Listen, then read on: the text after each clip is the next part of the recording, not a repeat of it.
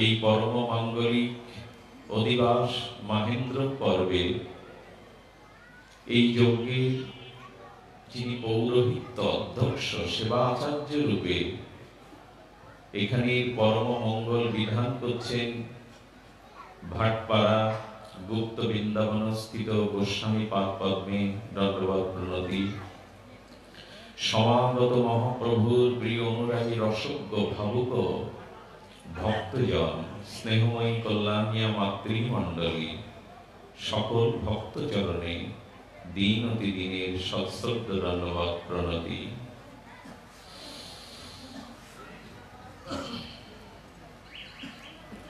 যাবন্ন জায়াতে পরামস্মিন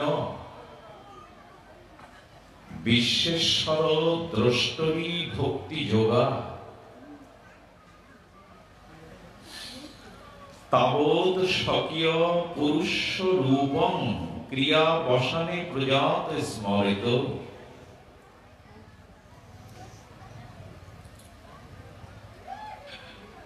স্রোতস্বিনী তরঙ্গায়িত নদীর তরঙ্গগুলি তট অভিমুখে যায়, অন্তর্মুখী হয় না।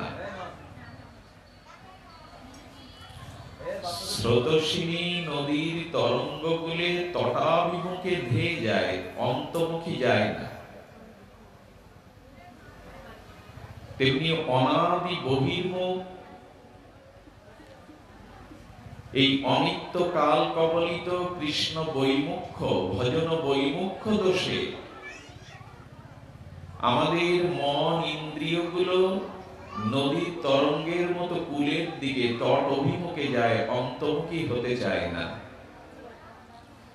তেমনি অনন্ত ভোগবাসনা অজ্ঞান কৃষ্ণ বৈমুখ্য বিপরীত দেহ ইন্দ্রিয় মনের আমাদের যে তরঙ্গগুলো ওগুলো জগৎমুখী বহির্মুখী আত্মমুখী নয়। যতদিন এই বহির্বৃত্তি তরঙ্গ থেকে আমার অন্তর ইন্দ্রিয়ে অন্তর্মুখিতা না আসবে ততদিন ভজন শুরুই হবে না। নদীর তরঙ্গগুলো তটভিমুখে যায়, অন্তর্মুখী হয় না। আমাদেরও তরঙ্গগুলি দেহ মনের বাহিরের দিকে বিষয় ভোগের দিকে কৃষ্ণ বিমুখতার দিকে অন্তর্মুখী যেতে চায় না। এই অন্তর্মুখিতাই হলো বিশ্বেশ্বর দ্রষ্টৌরী ভক্তি যোগা।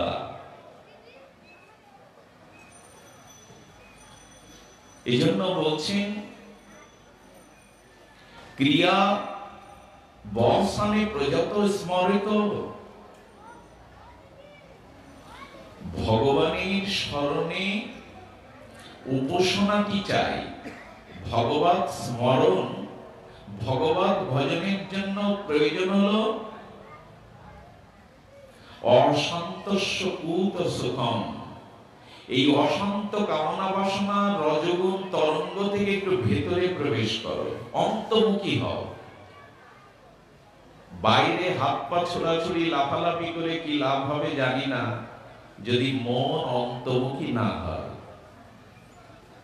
বাইরে হাত পা ছোড়াছুড়ি উচ্ছ্বাস আমরা করতে পারি বটে, কিন্তু মন যদি অন্তর্মুখী না হয়, ভেতরমুখী না হয়, তাহলে খুব বেশি পথ এগিয়ে যাওয়া যাবে না। এই জন্য ভাগবত বলছেন ক্রিয়া উপবেশনা প্রযত। ভগবানের নিকট এসো। উপাসনা মানে উপ-আসনা, ইতি উপাসনা। উপ মানে সন্নিকটে, আসনা মানে আসন।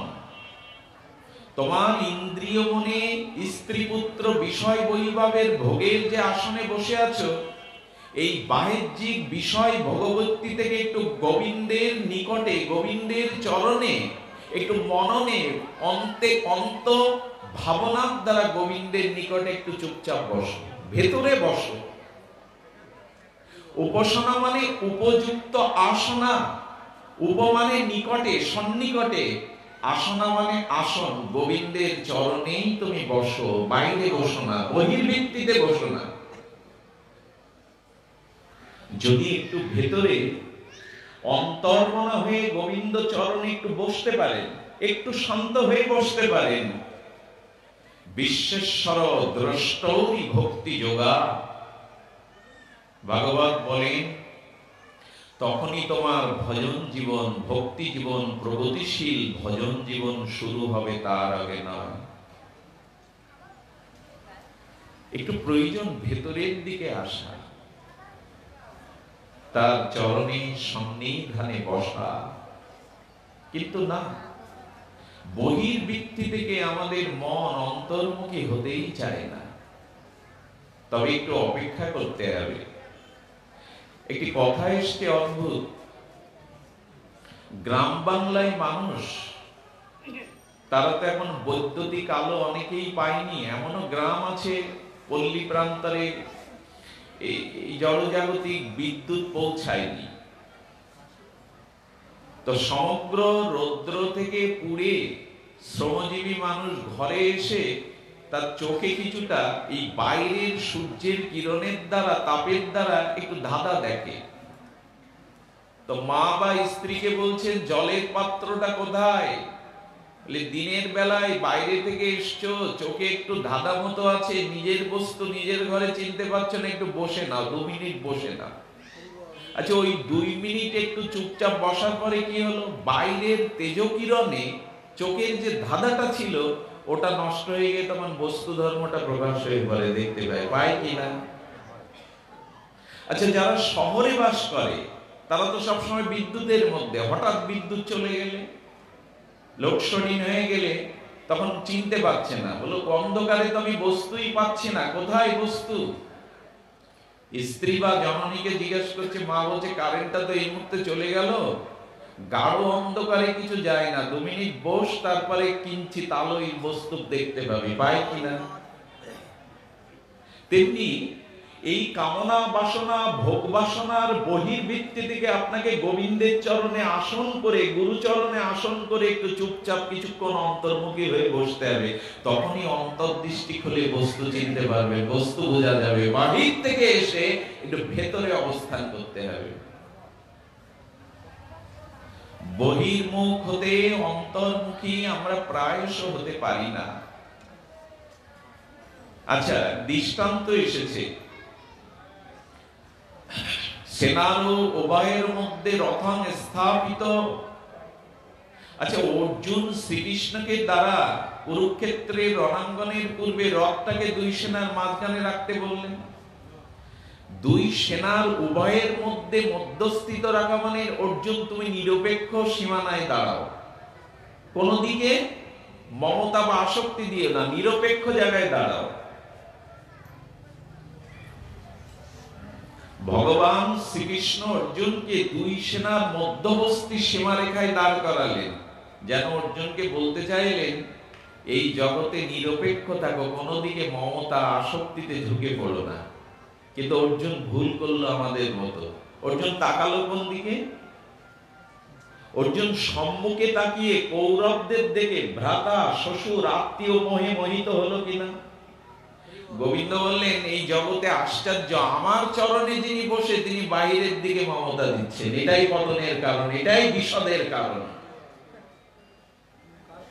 গোবিন্দ চরণে থেকেও তৃতীয় পাণ্ডব অর্জুন সম্মুখে কৌরবদের আত্মীয়তার মোহগ্রস্তের দৃষ্টি দিলেন, এজন্যই তো বিষাদ এলো। গোবিন্দ যেন বললেন তোমার উচিত হলো অন্য বস্তুগুলো নিরপেক্ষ রেখে মমতাশূন্য শুধু আমার চরণের দিকেই তাকানো, আমার দিকেই তাকানো। এটাই ভুল হয়ে গেল অর্জুনের জীবনে, আমাদেরও ভুল হলো। শ্রী গোবিন্দের চরণ আমরা পেয়েও, সদ্গুরুদেবের কৃপা পেয়েও, এই কলিহত জীবের হরিনাম ভাগবত ধর্ম পেয়েও আমরা মমতার দ্বারা তাকিয়ে থাকলাম স্ত্রী পুত্র বন্ধু সজ্জন মায়ার দিকে। ভগবান বলেন আমার দিকে দৃষ্টি ফেরাও, আমার চরণে বসে আসক্তিতে, অন্যের প্রতি মমতায় আসক্ত হতে যেও না। এটাই কিন্তু বিষাদের কারণ, দুঃখ জন্ম মৃত্যুর কারণ। এই জন্য বলছেন যে জড়ীয় কোন বস্তুতে আসক্তি করলে আত্মার অধঃপতন আপনি ঠেকাতে এই জড়ীয় অনিত্য ধ্বংসশীল কোন বস্তুর উপর যদি মনের মমতা আসক্তি থাকে, তাহলে আত্মার অধঃপতন অবশ্যই আপনি করলেন। এই কথা কি আমরা মেনে নিতে পারবো? এই বিত্ত বৈভব মান সম্মান স্ত্রী পুত্র জগতের মোহ আসক্তির দিকে যদি দৃষ্টি যায়, আত্মার অধঃপতন অবশ্যম্ভাবী। বহির দৃষ্টি থেকে একটু ভেতরের দিকে তাকাও, অন্তর্মুখী হও। এটাই হলো আজকের আলোচনার বিষয়বস্তু। আমরা বহির্বৃত্তির থেকে কি করে অন্তর্মুখী হতে পারবো, একটু গোবিন্দ চরণে শুদ্ধা ভক্তির আমরা নিকটে একটু বসতে পারবো। ভাগবত কি বলেছেন, এই অন্তর্মুখিতার জন্য কি বলছেন? তো অপূর্ব কথা এসেছে। এই অন্তর্মুখিতার জন্য বারবার বলা হয়েছে না, স্ত্রী পুত্র বান্ধব যত মরি যায়, শত শত আপনারে হও সাবধান। ঠাকুর মশায়ের মহাবাণী, অনুভব বেদ্য বাণীতে বলছেন, স্ত্রী পুত্র বান্ধব এরা শত শত জন্ম পেয়েছে, শত শত জন্মে এরা মারা গেছে, এদের থেকে এবার একটু সাবধান হও। স্ত্রী পুত্র বন্ধু সজ্জন বান্ধব দেহ সুখ দেহ ভোগ, এটা প্রতি জন্মেই তুমি পেয়েছো, এবার একটু ফিরে তাকাও, সাবধান হও। সাবধান আর আমরা হয়েছি। একটা মন্ত্র যদি প্রতিদিন একবার করে উচ্চারণ করতে পারেন, তাহলে মৃত্যুটা আনন্দের হবে। হরিদাসের বিজয় উৎসব যে কইল দর্শন। আচ্ছা, হরিদাস ঠাকুরের নির্যানটা বিজয় উৎসব বললেন কেন? কারো মৃত্যুকে বিজয় উৎসব বলা যায়? বলা যায়? কিন্তু চৈতন্য চৈতামৃতে মহাপ্রভু বলছেন, স্বয়ং শ্রীকৃষ্ণ চৈতন্য ভগবান বলছেন, হরিদাসের বিজয় উৎসব যে কইল। কারো মৃত্যুকে বিজয় উৎসব বলা যায়? বলো যায়। যদি হরিদাসের মতো নিষ্কিঞ্চন এবং মহাপ্রভুর চরণে একান্ত আত্মসমর্পিত, হরিনামকে প্রতি নিঃশ্বাস প্রশ্বাসে, যিনি হরিনামকে একমাত্র হৃদয়ের ধন পরম ধন মনে করে শ্রী হরিনাম আশ্রয় করেছেন, গৌরচরণ আশ্রয় করেছেন, দৈন্য বৈষ্ণব ধর্মকে যিনি সনুন্নত রেখেছেন, এই সদ্য বৈষ্ণবের মৃত্যুটা বিজয়ের মতো নূতনের অভিযাত্রা, ভগবানের চরণের অভিযাত্রা। আমাদের মৃত্যু বিজয় উৎসব না, আমরা গোবিন্দ চরণ আশ্রয় করেছি, মহাপ্রভুর চরণে নিজেকে সমর্পিত করিনি। এই জন্য আমাদের মৃত্যুটা ভয়ঙ্কর পরিণতি, বিজয় উৎসব নয়। হরিদাসের মতো গোবিন্দের চরণাশ্রিত নামাশ্রিত দৈন্য প্রযুক্ত বৈষ্ণবের মৃত্যুটা নূতনের অভিযাত্রা, ভগবানের ধামে যাওয়ার অভিযাত্রা। এই মৃত্যু মৃত্যু নয়, ধ্বংস নয়, লয় নয়, বিষদ নয়, এটি আনন্দের। মৃত্যুটাও আনন্দের। কখন জানেন? আপনি তো গোবিন্দ চরণেই যাচ্ছেন, নূতন অভিযাত্রায় যাচ্ছেন, পুরাণকে ত্যাগ করে নিত্য নূতন গোবিন্দের ধামের অভিযাত্রায় যাচ্ছেন। এটি তো আনন্দেরই। তবে আনন্দটা কখন হবে জানেন? প্রতিদিন যদি একটা মন্ত্র পাঠ করতে পারেন, মন্ত্রটা খুব সহজ, একদিন এই বিশ্ব সংসারের সকলকে সবকিছু ছেড়ে চলে যেতে হবে। এটা আবার মন্ত্র নাকি? এটা অনেক বড় মন্ত্র। প্রতিদিন যদি একবার করে ভাবতে পারেন, এই সংসারে যা কিছু আমার বলে আমি আসক্তি এনেছি, একদিন এদের সবকিছু ছেড়ে আমায়, এই ভাবনাটা প্রতিদিন ভাবলে যেদিন ছাড়ার সময় আসবে, ততদিন ওই দিন আর অত কষ্ট হবে না। আগে থেকেই তো বুঝে নিয়েছেন যে আমাকে ছাড়তে হবে, কিন্তু না, ছাড়বার প্রস্তুতি আমাদের নাই। তাই ঠাকুর মশাই বললেন, স্ত্রী পুত্র বান্ধব যত মরি যায়, শত শত আপনারে হও সাবধান। একটু সাবধান হও, একটু ভেতরের দিকে এসো। সেই ভেতরের কথাই ভাগবত কি বলছেন? তদ জন্ম তানি কর্মাণি তদ আয়ো নবচ নৃণাং জনাহি বিশ্বত্মা সেবতি ঈশ্বর। আহা, কিং জন্মভি স্ত্রী ভিবই শক্র সাবিত্রী যজ্ঞই কর্ম ভিব্য তরিপক্ত পুনরারপি বিধবা জুষা। কি অমৃত দিব্য চিন্ময় অনুভব বেদ্য এই পরম রসবচ্চ ভাগবত বাণী কি বলছেন? দেবশ্রীপাদ নারদ ভগবত ভক্তির অভিদেহত্বে বর্ণনা করছেন। একটু শুনবার জন্য আপনাদের নিবেদন করছি, একটু হৃদয় আঙিনায় এই ভাগবত কথামৃত কুসুমগুলো যেন আপনাদের হৃদয়ে ঝরে পড়ে। এই মহাবাণীর স্পর্শ যেন আমার হৃদয় আজ অনুভূতির দ্বারা স্পর্শ করতে পারে। বলা হচ্ছে সেটি জন্ম, সেইটি কর্ম, সেইটি যথার্থ পরমায়ু, সেইটি মন, সেইটি মানব বচন। যে কর্মের দ্বারা, যে পরমায়ুর দ্বারা, যে মনের দ্বারা বিষ্মাত্মা ভগবানের সেবা হয়। আবার বলি, যে কর্মের দ্বারা, যে বচনের দ্বারা, যে জন্মের দ্বারা শ্রী ভগবানের সেবা হয়, সেবা সুখ তাৎপর্য ভজন হয়, সেই ভজন হলেই কেবল সেই জন্ম সার্থক এবং সেই বচন সার্থক। হরি সেবা বিহীন জন্ম বিফল, হরি ভগবান ভজন বিহীন এই জন্মটা শুধু জন্ম বিফল না, হরি সেবা বিহীন শুক্র সাবিত্রী যাজ্ঞিক ভেদে 3 প্রকার জন্মই বিফল ব্যর্থ। যদি হরি ভজনে জীবনে না হয়, আত্মার অনুসন্ধান না হয়। বলছেন বেদাক্ত কর্মানুষ্ঠান তার কি লাভ?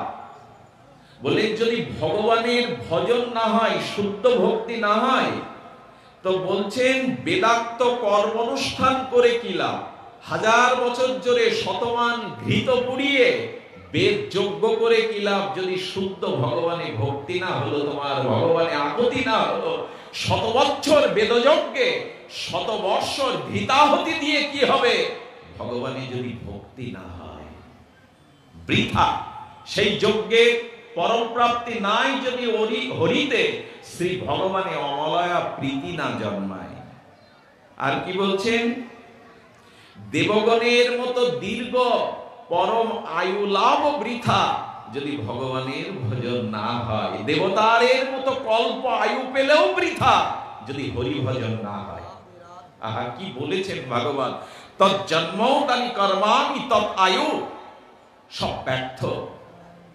খটাঙ্গ রাজা, এই বলশালী পরাক্রমশালী রাজাকে দেবতারা প্রার্থনা করেছিলেন, অসুরদের পরাক্রমে আমরা পরাজিত, আপনি সাহায্য করুন। এই পরাক্রমশালী বীর্যবান রাজা খটাঙ্গ অসুরদের পরাভূত করে দেবতাদের রাজ্য ফিরিয়ে দিয়েছিলেন। দেবরাজ ইন্দ্রা তখন কীর্তঞ্জলি পুষ্টে বলছেন, আপনি আমাদের কাছে কিছু প্রার্থনা করুন, কি চাই আপনার? খটাঙ্গ তখন বলছেন, আপনারা আমাকে মুক্তি দিতে পারেন? বলেন, আমরাও তো মুক্ত না, আমরা মুক্তি দেব কি করে? ওটা গোবিন্দ ছাড়া কেউ দিতে পারে না। খটাঙ্গ আবার জিজ্ঞেস করছেন, আপনারা আমাকে ভক্তি দিতে পারেন? বলে, ওটা তো আমাদের নাই।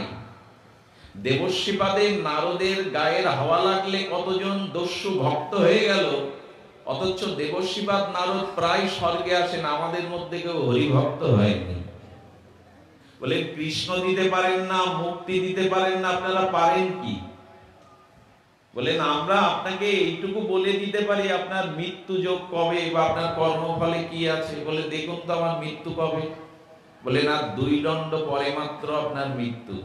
তো ভালোই হলো, 2 দণ্ড সময় দেখতে দেখতে চলে যাবে, আপনি স্বর্গেই তো আছেন, আর মরতে যাওয়া লাগবে না।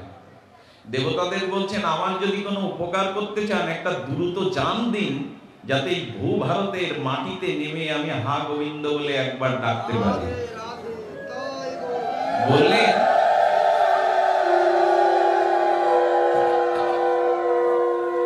মানুষ মৃত্যুর পরে স্বর্গ প্রাপ্তি চায়, আর আপনার 2 দণ্ড পরে মরণ, আপনি স্বর্গে থেকে আবার ভারত ভূমিতে যেতে যাচ্ছেন, পৃথিবী মণ্ডলে। বলেন, আপনাদের মতো কল্প আয়ু পেলেও স্বর্গে কল্পকাল বাস করলেও স্বর্গে কখনো গোবিন্দ ভজন হয় না, হয় হলো এই ভূমণ্ডলে, পৃথিবী মণ্ডলে। তাই ওখানে যদি আমি এক মুহূর্ত হা গোবিন্দ বলে ডাকতে পারি, আমি গোবিন্দ চরণ পেয়ে যাব, আমাকে যাওয়ার ব্যবস্থা করুন। দেবতার মতো পরমায়ু বৃথা যদি হরি ভজন জগতে না হয়। আহা, আর কি বলছেন? বলছেন যে সঙ্গ অধ্যয়নই বা কি লাভ, দুঃখমা তপস্যাই বা কি ফল। আপনি সমস্ত বেদ বেদান্ত ঠোঁটস্থ করেছেন, আপনি কাব্য সাহিত্য ব্যাকরণ সর্ববিধ দর্শন সব মুখস্থ করেছেন, বেদ ধর্ম মুখস্থ করেছেন। বললেন তাতেও কি লাভ, পাণ্ডিত্যে কি লাভ, বিদ্যায় কি লাভ, যদি গোবিন্দ চরণে রাধারানীর চরণে আকুতি না হয়, ভক্তি না হয়, বিদ্যায় কি করবে তোমার? সমগ্র বেদ পাঠ্যক্রম হলে বৃথা যদি গোবিন্দ ভজন না হয়। আচ্ছা, এই যে তপস্যা করছেন, তপস্যারই কি ফল, কষ্টের কি ফল? দুঃখময় তপস্যারও ফল নেই যদি হরি ভক্তি না হয়, অমলা প্রীতি না হয় ভগবান, যদি না হয়। কি এসেছে এখানে? বলো চিন্তাশীল চিত্তবৃত্তি দ্বারাই বা কি হতে পারে? এই সমাজে কিছু চিন্তাশীল বুদ্ধিজীবী মানুষ আছে না? সমাজে কিছু বুদ্ধিজীবী চিন্তাশীল মানুষ আছে। সালিশে বিচারে তাদের আগে আসন দেওয়া হয়, কোন পর্যালোচনা আলোচনা রাজনৈতিক সভাতে তাদের স্লোগান দেওয়া হয়। বলে বুদ্ধিজীবী চিন্তাশীল ব্যক্তি হয়ে কি করবে? যদি ভগবান ভজন না থাকে তাহলে মৃত্যুর পরে বঞ্চিত হতে হবে তোমায়। এই জগতের সম্মান তোমাকে গোবিন্দ পাদ পদ্মে পৌঁছে দেবে না, তুমি নিজেকে বঞ্চনা করলে জগতের মান সম্মান মালা করে। চিন্তাশীল ব্যক্তির বা কি লাভ? ইন্দ্রিয়গণের মতো নৈপুণ্য, শারীরিক বল, উদ্দীপ্ত যৌবন রূপ থেকেই লাভ কি যদি হরি ভজন না হয়? আহা, কি লাভ? এবং বলছেন দেহাদি অতিরিক্ত আত্মজ্ঞান অনুশীলন বা কি লাভ? এমনকি বলছেন সন্ন্যাস বেদাভ্যাসের কি ফল যদি গোবিন্দ চরণে তোমার ভক্তি না হয়? সন্ন্যাস নিয়ে কি হলো? স্ত্রী ছাড়লে, পুত্র ছাড়লে, পূর্বের সম্বন্ধ ছিন্ন করলে, প্রবৃত্তি থেকে নিবৃতে গেলে, কিন্তু সন্ন্যাস নিলে কি হবে? পদের আশা যায়নি, সম্মানের কাঙালতা যায়নি, আকাঙ্ক্ষা যায়নি এখনো। বড় আসর পাবো, বড় আসন পাবো, বড় মালা পাবো, মান সম্মানের আকাঙ্ক্ষা যায়নি। এই সন্ন্যাস নিয়ে লাভ কি যদি তোমার সম্মানের কাঙাল তুমি থাকো, যদি বড় মর্যাদার কাঙাল থাকো, অর্থবিত্তের প্রতি তোমার আসক্তি থাকে? কি বা সন্ন্যাসে লাভ যদি প্রীতি অমলা ভক্তি গোবিন্দ চরণে না হয়? আর কি বলছেন? আচ্ছা, কত বলা যায়, ত্যাগ বৈরাগ্যও করে কি করবেন যদি ভক্তি না হয়? আচ্ছা, এখানে কি বলা হলো? বলা হলো যে শুক্র, সাবিত্রী এবং যাজ্ঞিক জন্ম বৃথা। শুক্র মানে কি? দেব দ্বিজ ব্রাহ্মণ সাক্ষী করে বিবাহ হলো, বৈদিক শুভ সংস্কারে দ্বিজ ব্রাহ্মণের আশীর্বাদ নিয়ে শুভদৃষ্টি দিয়ে মালা বদল করে বিয়ে হলো। সেই স্বামী স্ত্রীর ভিতরে যদি তপস্যা থাকে, সংযম থাকে, সেই তপস্যা সংযমের যারা এই যে শিশুর জন্ম হয় তাকে বলে শুক্র জন্ম। বলে এরকম শুদ্ধ জন্ম হয়েও লাভ নেই যদি ভগবান ভজনে তুমি অনুরক্ত না হও। আচ্ছা, আর কি বললেন? সাবিত্রী জন্ম কাকে বলে? ভাই, 3 জন্মই বৃথা যদি ভগবানে ভক্তি না হয়। সাবিত্রী জন্ম কাকে বলে? যারা ব্রাহ্মণ, যারা দশবিধ সংস্কারের বৈদিক ধর্ম পালন করে, তাদের উপবিদ নিতে হয়, উপনয়ন। আমারও একটা আছে, আমি দেবনাথ বংশে জন্মেছি, এটা আমাকে দেয়া হয়েছে যোগ্য করে। এখন এই উপনয়ন যার হয়, উপবিদধারী যিনি হন, তাকে বলা হয় সাবিত্রী জন্ম। বলো উপনয়ন নিয়ে উপবিদ ধারণ করেও যদি হরিভক্তি না হয় তাহলে সাবিত্রী জন্ম বৃথা। সাবিত্রী জন্ম বৃথা। যাজ্ঞিক জন্ম কাকে বলে? যেদিন সদ্গুরুদেবের চরণে আশ্রয় নিয়ে আমার দীক্ষা হলো, আমার সেদিন জন্ম হলো যাজ্ঞিক জন্ম, ভগবানের উপাসনার জন্ম। এখন এই যাজ্ঞিক জন্ম সদ্গুরুদেবের চরণাশ্রয় করে মন্ত্রাদি পেয়েও যদি হরি ভজন কেউ না করে, অলসতা বশত, তামগুণ বশত, বহির্মুখ বশত হরি ভজন না করে, তাহলে তার যাজ্ঞিক জন্ম বৃথা। তিন জন্মই বৃথা যদি তিনি ভগবত ভজন না করেন। তস্মাৎ প্রিয়তম আত্মা সর্বামেব দেহিনাম। যদি ভগবানের প্রিয়তা না আসে, যদি ভগবানের প্রতি আমাদের আসক্তি অমলা প্রীতি না জন্মায়, তখন বলছেন এই সমস্ত জন্ম কর্ম পরমায়ু দিব্য যা কিছু সব ব্যর্থ বৃথা হবে যদি হরি ভজন ভগবত ভজন না হয়। এই জন্য আমরা প্রস্তাবনা মুখে ভূমিকাতে এইটুকু বললাম, আসুন আমাদের ফিরবার সময় হয়েছে। আর এই ফিরবার জন্য আমাদের তাকাতে হবে শুদ্ধ মহৎ কৃপা। তস্মাৎ সর্বেষু কালেষু মমানুষ্যর যুদ্ধ চ। বারবার বারবার বলছেন এবার ফিরে এসো, এবার অন্তর্মুখী হও। হৃদয় দেবতা আছো যে প্রাণী, মন যেন তাহা নিয়ত জানে। আচ্ছা, ভগবানের চরণ আশ্রয় করলে কি হবে? ভগবত ভক্তি ভগবানের চরণে আসলে কি হবে? একটা দৃষ্টান্ত এসছে, দৃষ্টান্তটা অপূর্ব। ভগবানের চরণাশ্রয় করলে, আচ্ছা লোহার শলাকা এগুলি যদি আপনি নদীতে দিয়ে দেন, সাগরে দিয়ে দেন, ভাসবে তো? ছোট ছোট লোহার শলাকা একটাই দিন আপনি নদীতে ভাসবে তো বাবা? ডুবে যাবে। কিন্তু যদি কোন কাষ্ঠ নির্মিত নৌকা তৈরি করতে গিয়ে কয়েক মন জলুই, কয়েক মন লোহার শলাকা ওই কাষ্ঠের সাথে যুক্ত করে নৌকা করে ভাসান, ডুববে তো? তখন লোহাগুলো ডুববে কি মা? বলছেন ভগবানের চরণ রূপ তরণীতে তোমার এই লোহ কামনা বাসনায় জীবনটাকে একটু যুক্ত করে দাও, তাহলে আর ডুবে যাবে না, ওপারে যেতে পারবে। লোহা তো এমনি জলের মধ্যে দিলে অন্তর সলীলা হয়ে সে ভেতরে প্রবেশ করবে, কিন্তু শতমন লোহা যদি কাষ্ঠের সাথে যুক্ত করে তরণী করে ভাসানো যায়, ও ভাসবে। তোমার জীবনটা লোহময়, কামনা বাসনা তমগুণময়, তুমি শ্রীহরির চরণে একটু যুক্ত হয়ে দেখো, ভেসে যাবে ওপারে, আর ডুববে না তুমি। আহা, এটাই তো আমাদের জীবনে, এটাই তো আমাদের জীবনে হলো না। সেই মাধব পাটনি রঘুপতি রামচন্দ্র মা জানকী লক্ষণকে পার করছে, লক্ষণ ঠাকুরকে রাম ডাকছে, ওহে ওহে কিবট আমাকে পার করবে। এই না হলে ভগবান, আমরা বলি এই রিক্সা, এই মাঝি এদিকে আয়। রাম ভগবান বনবাসে যাওয়ার পথে তিনি মাঝখানে গঙ্গা পার হতে গিয়ে মাঝিকে হাত জোর করে ডাকছেন, কিবট আমাকে দয়া করে পার করে দেবে।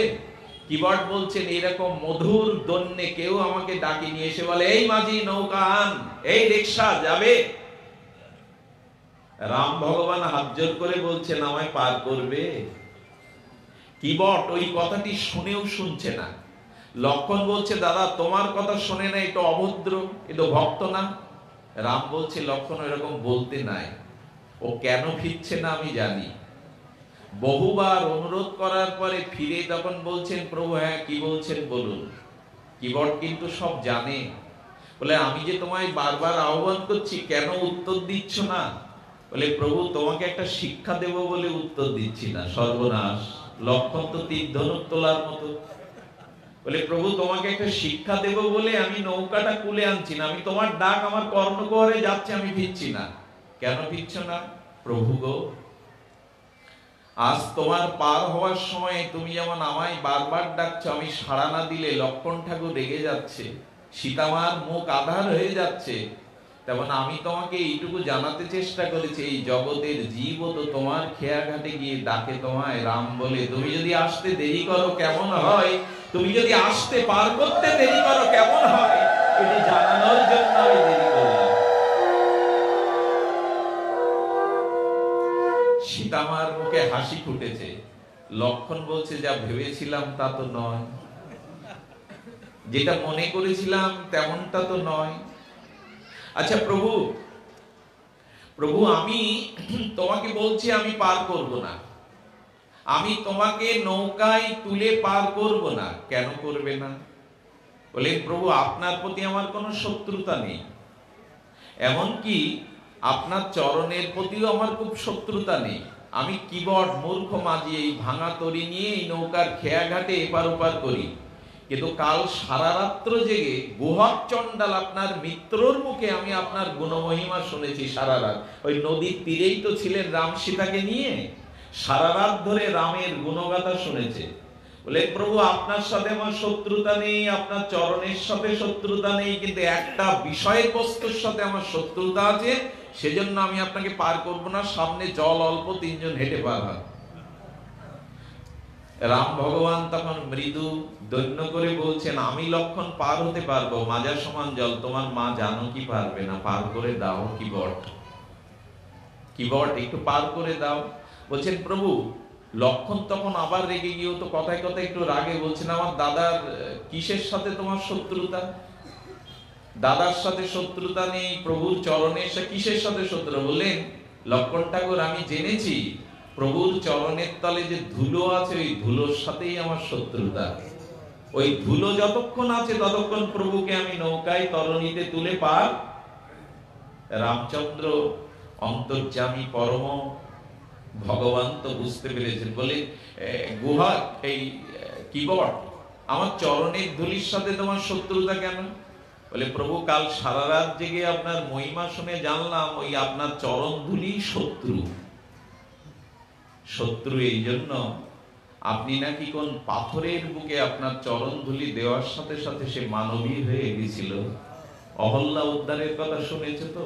প্রভু, আপনার চরণ ধুলি যদি আমার নৌকায় দেন, আমার নৌকাটাও যদি আর এক স্ত্রীলোক হয়ে যায়, একটাকে টেনে পাচ্ছি না, আমি 2টা টানবো কি করে? নিন্দার ছলে কি করে স্তুতি করছে রামপদ। উনি কি বোঝেন না রাম যার নৌকায় পার হবে তিনি কি সাধারণ? জগৎকে শোনাচ্ছেন, দেখে নাও জগৎ গোবিন্দের চরণ ধুলিতে কি আছে, ভগবানের চরণ ধুলিতে কি আছে। প্রভু তোমার চরণ ধুলি বানায় পাথর মানবী হয়ে যায়, আমি তুলব না। রাম ভগবান তখন বলছেন, তাহলে আমি জল দিয়ে ধুলোগুলো ধুয়ে নেই, তারপরে তোলো। বলেন প্রভু, তাহলে একটা দাবিও আমার আছে, আমি আপনার চরণটা ভালো করে ধুয়ে ধুলোগুলো মুছে দেব, তারপরে আপনি উঠবেন। লক্ষণ বলছে, তো আবার উঠতে গেলেও তো পা বালিতে পড়বে, মাটিতে পড়বে। বলে ঠাকুর, আপনার বুদ্ধি কম, যারা রাগে বেশি তাদের বুদ্ধি ভালো না। ঠাকুর, আমি ঠাকুরের চরণ ধুলোগুলো ধুয়ে দিয়ে কাঁধে করে নৌকায় তুলবো, ধুলো লাগার অবকাশ দেব না। ভগবানকে কাঁধে করে নৌকায় তুলবে। যখন চরণে অভিষেক করবে রামচন্দ্রের, বলে প্রভু আমার তো আসন নাই, ছেঁড়া কাপড়, নিজের অঙ্গের ছেঁড়া কাপড়টা তার উপরে দিয়ে বলছেন, এর উপরে দাঁড়াও। কিবট গঙ্গা থেকে জল আনার কথা ভুলে গেছে, কারণ তার চোখের জলে প্রভুর চরণ অভিষিক্ত করে দিচ্ছেন, বাইরের জলের প্রয়োজন হচ্ছে না। আচ্ছা, কিবট যখন অশ্রু জলে প্রভুর চরণ অভিষেক করছেন, তখন প্রভু প্রেমে দুলছেন। বলে প্রভু, তোমার বুদ্ধি নাই? কোন মানুষ দুললে, আমি তো তোমার চরণে বসে আছি, তুমি হাতটা আমার মাথার উপরে দিয়ে ধরে রাখো। প্রভু, তুমি আমার মাথায় হাত দিলে আর পড়বে না। কথাটি কিবট ঠিক বলেছে। বলে কেন পড়বো না? লক্ষণ বলছে পড়বে না কেন, দাদা তো দুলছে। বললেন, যার মাথার উপরে প্রভু রামচন্দ্রের হাত থাকে, যার মাথার উপরে প্রভু রামচন্দ্রের হাত থাকে, সে কখনো পড়ে না। প্রভুর হস্ত যেখানে, সে কখনো পড়ে না। আচ্ছা মা, কিবট এমন কি ভাগ্য করলো, ব্রহ্মা শিবাদি যার চরণ এমন করে পাই না, কিবট তার চরণ ধুলি ধৌত করে তাকে পার করে দিচ্ছে, কি ভাগ্য।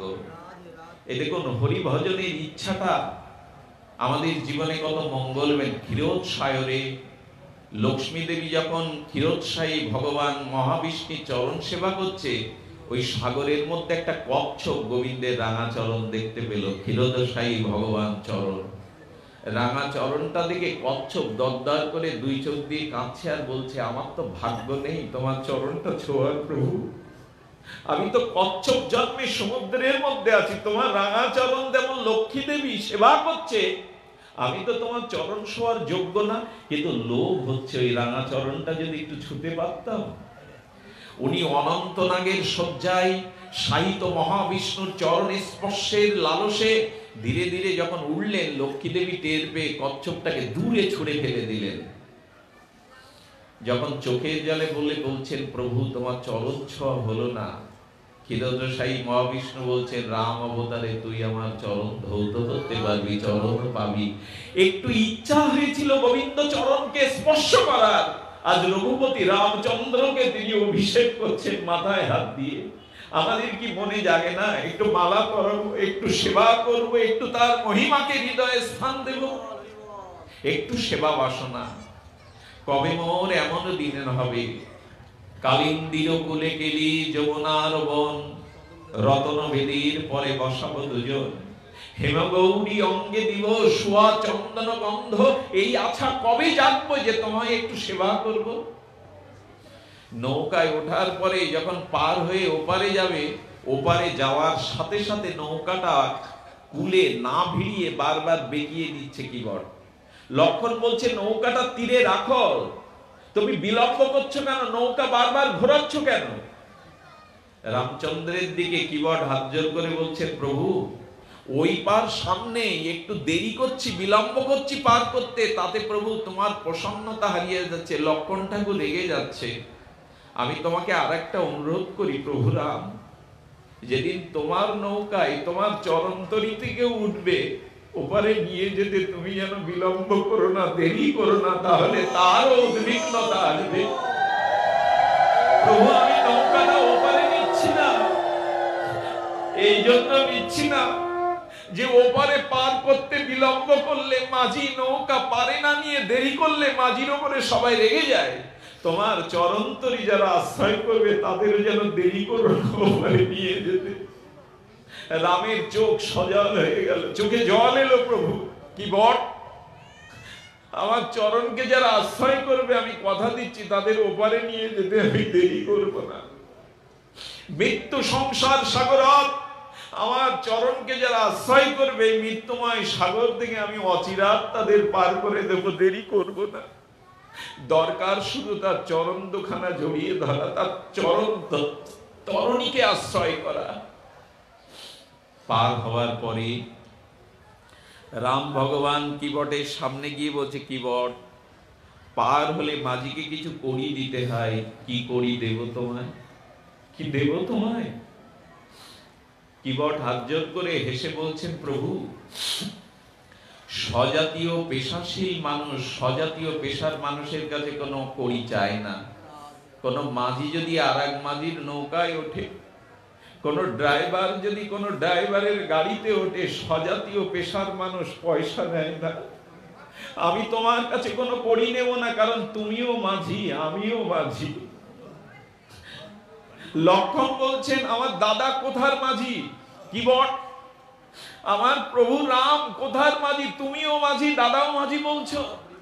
ঠাকুর লক্ষণ, এই অনন্ত ব্রহ্মাণ্ড সংসার সমুদ্রের একমাত্র মাঝি হলো ভগবান। আমি যেমন এই ছোট্ট খেয়াঘাটের মাঝি, প্রভু রাম হলো অনন্ত সমুদ্র সংসার সাগরের মাঝি। তবে প্রভু যেদিন আমি তোমার খেয়াঘাটে যাব, সেদিন আমি কোনো কড়ি না দিতে পারলেও তুমি আমার মতো পার করে দিও, আমি হয়তো কড়ি তোমায় দিতে পারবো না। রামের চোখে জল এলো। আমিও বলছিলাম ভগবানের চরণকে আশ্রয় করুন, এটা আমার আবেগতাড়িত কথা নয়, আসরকে মোহিত করবার অভিনয় নয়, এটি যথার্থ জীবনের উপলব্ধি। ভগবানের চরণকে জড়িয়ে ধরা, ওই তরণী ছাড়া পার হবার অন্য কোনো খেয়াঘাট নেই, অন্য কোনো উপায়ও নেই। এই জন্য আচ্ছা, ভগবানের চরণকে কি বলা হয়েছে? চরণ কমল দল। দেখবেন গুরু চরণকে গুরু চরণ পদ্ম বলা হয়েছে, শ্রী গুরু চরণ পদ্ম। গোবিন্দের চরণকে, রাধারানীর চরণকে বলেছে চরণ কমল সরজ দল। অর্থাৎ সরোবরে প্রস্ফুটিত ওই পদ্ম যেমন আমার গোবিন্দের চরণ, শ্রীগুরু চরণকে পদ্মের সাথে তুলনা করা হয়েছে না আমার শ্রীগুরু চরণ পদ্ম। শ্রী গোবিন্দের চরণকে বলা হয়েছে চরণ কমল দল। এই তো শিরীষ কুসুম দল। রাধারানীর চরণকে কেন কমল বলা হয়? সদ্য প্রস্ফুটিত সুগন্ধমণ্ডিত সৌরভে আমোদিত পদ্ম যেমন সরোবরে ফোটে, পদ্মের সাথে গৌরের চরণ, শ্রী গোবিন্দ চরণ, শ্রী গুরু মহারাজের চরণ, বৈষ্ণবের চরণকে কেন কমল বলা হয় জানেন? কমল হলো নিরাসক্তের প্রতীক। জলে ভাসবে কিন্তু জলে ডুবে যাবে না, জল গায়ে মাখবে না। গোবিন্দের চরণাশ্রয় যারা করে তারা এই সংসার সিন্ধুর মধ্যে থাকলেও সংসার তাদের ডুবাবে না। আচ্ছা বাবা, বন্যা হলো, বড় বৃষ্টি এলো, তো যে সরোবরে কমলিনী কমলদল পদ্ম প্রস্ফুটিত হয়েছে, ওইখানে বন্যার জল শত শত সহস্র বেগে স্রোতধারায় প্রবেশ করলে পদ্ম ডুবে যাবে তো? সরোবরে যত জল স্ফূর্তি হবে পদ্ম ডুববে তো? যত জল বাড়বে পদ্ম তত। বলে এই অনন্ত ভোগবাসনা সংসারে যারা গোবিন্দ চরণ পদ্মকে আশ্রয় করেছে তারা ভাসবে, তারা কখনোই ডুববে না। হাজার কামনা বাসনার মধ্যে তারা ডুবে যাবে না, তারা ভাসবে। কমল ডুববে না, শত জল স্রোতবাহী প্রবেশ করলেও তারা উপরে ভাসবে। আচ্ছা শুধু কি তাই? কমলের মধ্যে আছে কমল দল সুগন্ধ, সৌরভ সুগন্ধে আমোদিত। আচ্ছা ভ্রমরগুলো গুঞ্জন করতে করতে ৫-৭টা ভ্রমর যখন কমল দলের মধু পানে সুগন্ধ মাতোয়ারা হয়ে গেল, আচ্ছা ৫-৭টা ভ্রমর এসে বসলে কমলের শুষ্ক পদ্ম ডুবে যাবে তো? যাবে কি বাবা?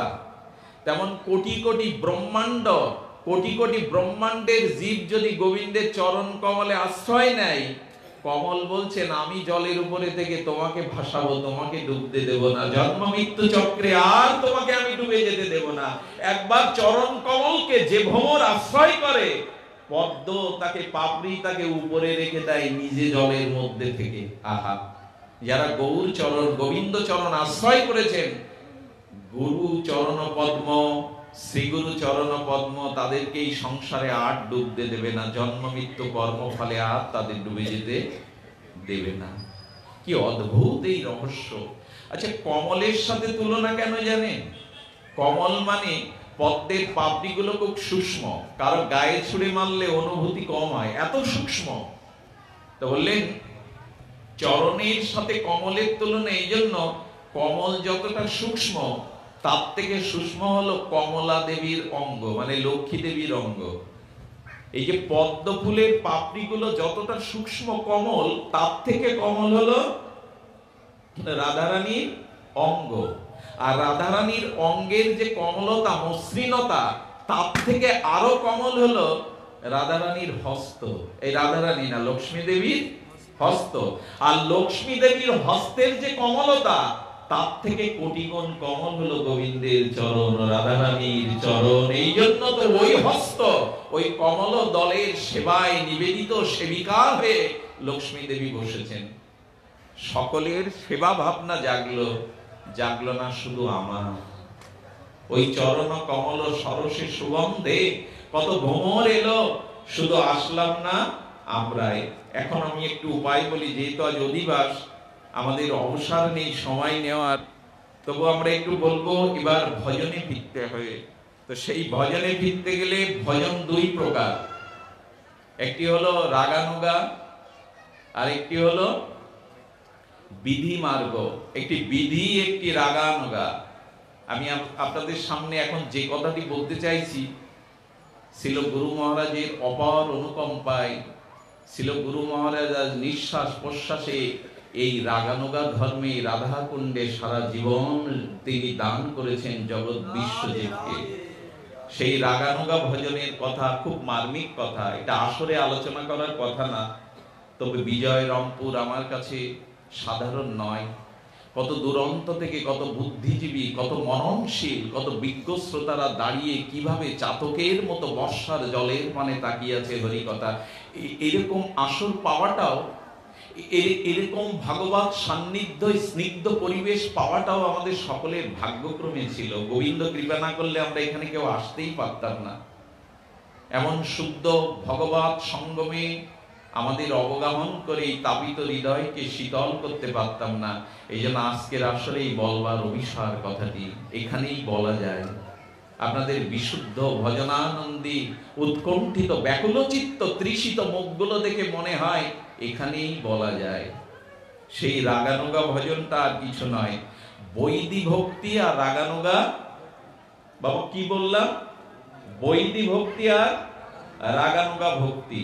শ্রীমান শ্রীকৃষ্ণ চৈতন্য মহাপ্রভু নিত্যানন্দ প্রভু এই রাধা প্রেম, এই রাধা অনুরাগ প্রীতি ধর্মই আমাদের জিতে এসেছিলেন। মহাপ্রভুর আবির্ভাব তিথি গৌর পূর্ণিমা, সম্মুখে তার প্রাককালে দাঁড়িয়ে মহাপ্রভু শুধু হরিনাম দিতে আসেননি মা। গুড়ো কথা হলো মহাপ্রভু না এলেও যুগধর্ম হরিনাম আমরা পেতাম না। শুধু ব্রজ প্রেম, রাধা প্রেম, রাধা দাস্য মঞ্জরি ভাব সাধনা পেতাম না। এইটি মহাপ্রভুর অনবদ্য অবদান। এই রাগানুগা ভজন, বিধিমার্গ ভজন আর রাগানুগা ভজন মহাপ্রভু দিতে এসেছিলেন। এই ব্রজ প্রেম, রাধা প্রেম, এটা শ্রীকৃষ্ণ অখণ্ড অদ্বয় পরতত্ত্ব ব্রজেন্দ্র নন্দন ব্যতীত এই প্রেম দেওয়ার ক্ষমতা আর কারো। যত অবতার, যত ভগবান থাকে থাকুক, সব বন্দনীয় স্মরণীয়, কিন্তু মহাপ্রভু আঙুল তুলে দাবি করেছেন আমা বিনা অন্য নারে ব্রজ প্রেম দিতে। মহাপ্রভু বলছেন আমি ছাড়াই রাধা দাস্য প্রেম জগতে দেওয়ার আর কোনো কেউ নাই। আমা বিনা অন্য নারে ব্রজ প্রেম, অর্থাৎ রাধা প্রেম, রাগানুগা ভক্তি স্বয়ং মহাপ্রভু ছাড়া এটা আর কেউ, এমনকি কৃষ্ণ ভগবান ব্রজের বাইরে প্রেম দিয়ে যেতে পারেননি। স্বয়ং ব্রজেন্দ্র নন্দন অখণ্ড পরতত্ত্ব কৃষ্ণ ব্রজের গোপিকাদের বাইরে এই প্রেম দিতে পারেননি। এমনকি শুনলে আশ্চর্যান্বিত হবেন, ব্রহ্মা ভগবানের গুণাকর, ব্রহ্মা শিবাদি পর্যন্ত এই প্রেমের অধিকার পায়নি। রাধা চরণের একটি কণা মাত্র দুর্লভ পাওয়ার প্রত্যাশায় উদ্ধবের মতো ভক্ত শ্রেষ্ঠ ব্রজের একটা ধুলি হওয়ার জন্য তপস্যা করেছেন।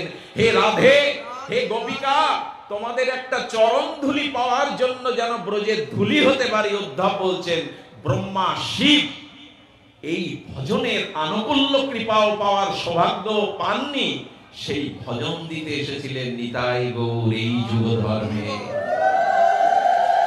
এটি আমার মনোকল্পিত কথা নয়, এটি আমার মনোকল্পিত কথা নাই। মহাজন বলেছেন যে রস আনন্দ সিন্ধু ব্রহ্মা না পায় এক বিন্দু, সেই প্রেম বিলাইল সংসারে।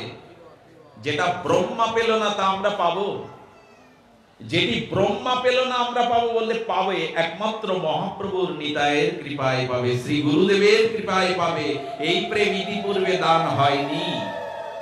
সেই প্রেমেরই রাগানুগা ভজনের কথা আমরা একটু জানবো। সেই রাগানুগা ভজনটা কি বলেন? এই বৈদি ভক্তি যে সকল পূর্বে বর্ণিত হয়েছে বিধির দ্বারা, নিয়মের দ্বারা, শাস্ত্র আজ্ঞার দ্বারা, সমস্ত অঙ্গের কথা যেভাবে বর্ণিত হয়েছে, সেই সকল ভক্তির অঙ্গ শ্রবণ, কীর্তন, বন্দন, অর্চন, নববিধা ভক্তির যা কিছু বলা হয়েছে, এই বিধি মার্গ উপাসনা করলে জীবের গতি হয় বৈকুণ্ঠ পর্যন্ত। কি বললাম বাবা? একটু মন দিয়ে শুনতে হবে।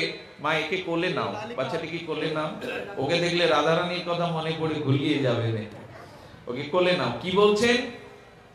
শিশুরা স্বাভাবিক আকর্ষণ রাখে, একটু কোলে নিয়ে নাও। কি বলছেন? বলছেন যে এই বিধি মার্গের যে শাস্ত্র শাসনে যে ধর্ম, সেই ধর্মের নাম বিধি ধর্ম। আর বিধি ধর্ম পালন করলে কি হয় বা একটু মন দিতে হবে, বিধি ধর্ম পালন করলে আমরা কোথায় যাব? বৈকুণ্ঠে যাব। কিন্তু নিত্য ব্রজ বিপিনে রাধা মাধবের যুগল প্রেমের ললিতা বিশাখা সখীর মধ্যে যাওয়ার অধিকার পাবো না যদি বিধি ধর্ম পালন করি। আবার বলি কথাটি, যদি বিধি মার্গে, ভক্তি মার্গে আমি বিধি মার্গের উপাসনা করি, তাহলে আমি বৈকুণ্ঠে পর্যন্ত যেতে পারবো, বৈকুণ্ঠে ভগবানের পার্শ্বদ দেহ পাবো। কিন্তু ব্রজ বিপিনে নিত্য ব্রজলীলায়, যুগল লীলায়, শ্রীরাম বৃন্দাবনে, মধুমায় বৃন্দাবনে অষ্টসখী পরিবেষ্টিত মঞ্জরি প্রেম কুঞ্জ দ্বারে যেতে পারবো না যদি রাগানুগা ভজন না করি। আচ্ছা, এই যে একটু আগে তুলসী বন্দনা গিয়ে কি গাইলো? এই মনের অভিলাষ বিলাস কুঞ্জে দিও বাস। এটা কোথায়? এটা ভৌম বৃন্দাবনে রাধা মাধব অপ্রাকৃত প্রেম নিকুঞ্জ মন্দিরে অষ্ট সখী পরিবেষ্টিত মঞ্জরি ভাব অভিমানে এই যুগল ভজনের স্থানে যেতে গেলে বিধি মার্গে যাওয়া যাবে না, যেতে হবে রাগানুগা মার্গে। এটি দিতে মহাপ্রভুর আশা, অন্য কোন অবতারে এটা দিতে পারবে না।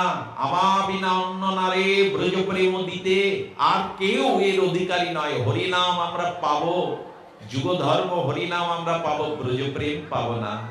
এই ব্রজ প্রেমটা আমরা একটু আস্বাদনে অনুযোগী হবো। এখানে কি বলছেন, বললেন ভক্তি অঙ্গে শ্রদ্ধা পরস্পরে বিরোধ ঘটে না। যেমন ঔষধ প্রভৃতির অধিকারী ভেদে প্রভাব অতিশয় দেখা যায়।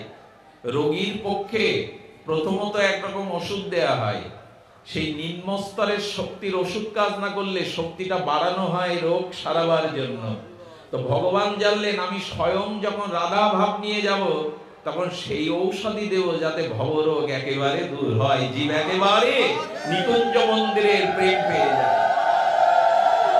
এবার রাগানুগা ভজনের বিচার করা হচ্ছে। বিধিমার্গ থেকে আমরা একটু রাগ পথে এলাম। আচ্ছা, বিধিমার্গটা কেমন জানেন? এই যে চারিদিকে বাতাস বইছে, দক্ষিণা পবন গায়ে লাগলে একটু আমোদিত হয় না, শরীরটা একটু সুখকর হয় না যদি দক্ষিণা বাতাস লাগে? আচ্ছা, এই বাতাসটা সবখানে মধুর, কিন্তু বাঁশির মধ্যে যখন বাতাসটা প্রবেশ করে, সেই বাঁশির মধ্যে ফুৎকার দিয়ে বাতাস প্রবেশ করে যখন রাগ রাগিনী আলাপ করে, বাইরের বাতাস আর বাঁশির ভিতরে ঢুকে যাওয়া বাতাস এক কি হবে মা?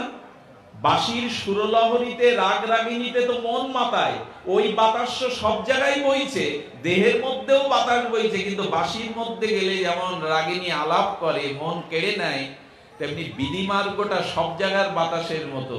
আর রাগানুগা ভজনটা হলো বাঁশির ভিতরে সুরালাপ করার মতো।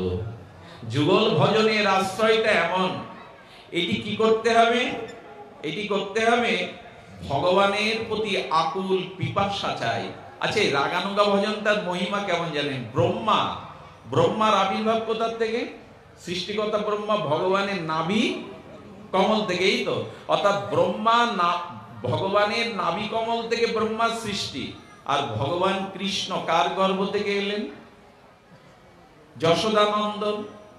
যশোদানন্দন থেকেই তো এলেন। যশোদার থেকে নন্দ আত্মজ উৎপন্নে, নন্দ যশোদার আত্মজ হয়ে গর্ভটা ফুলেছিল যশোদার।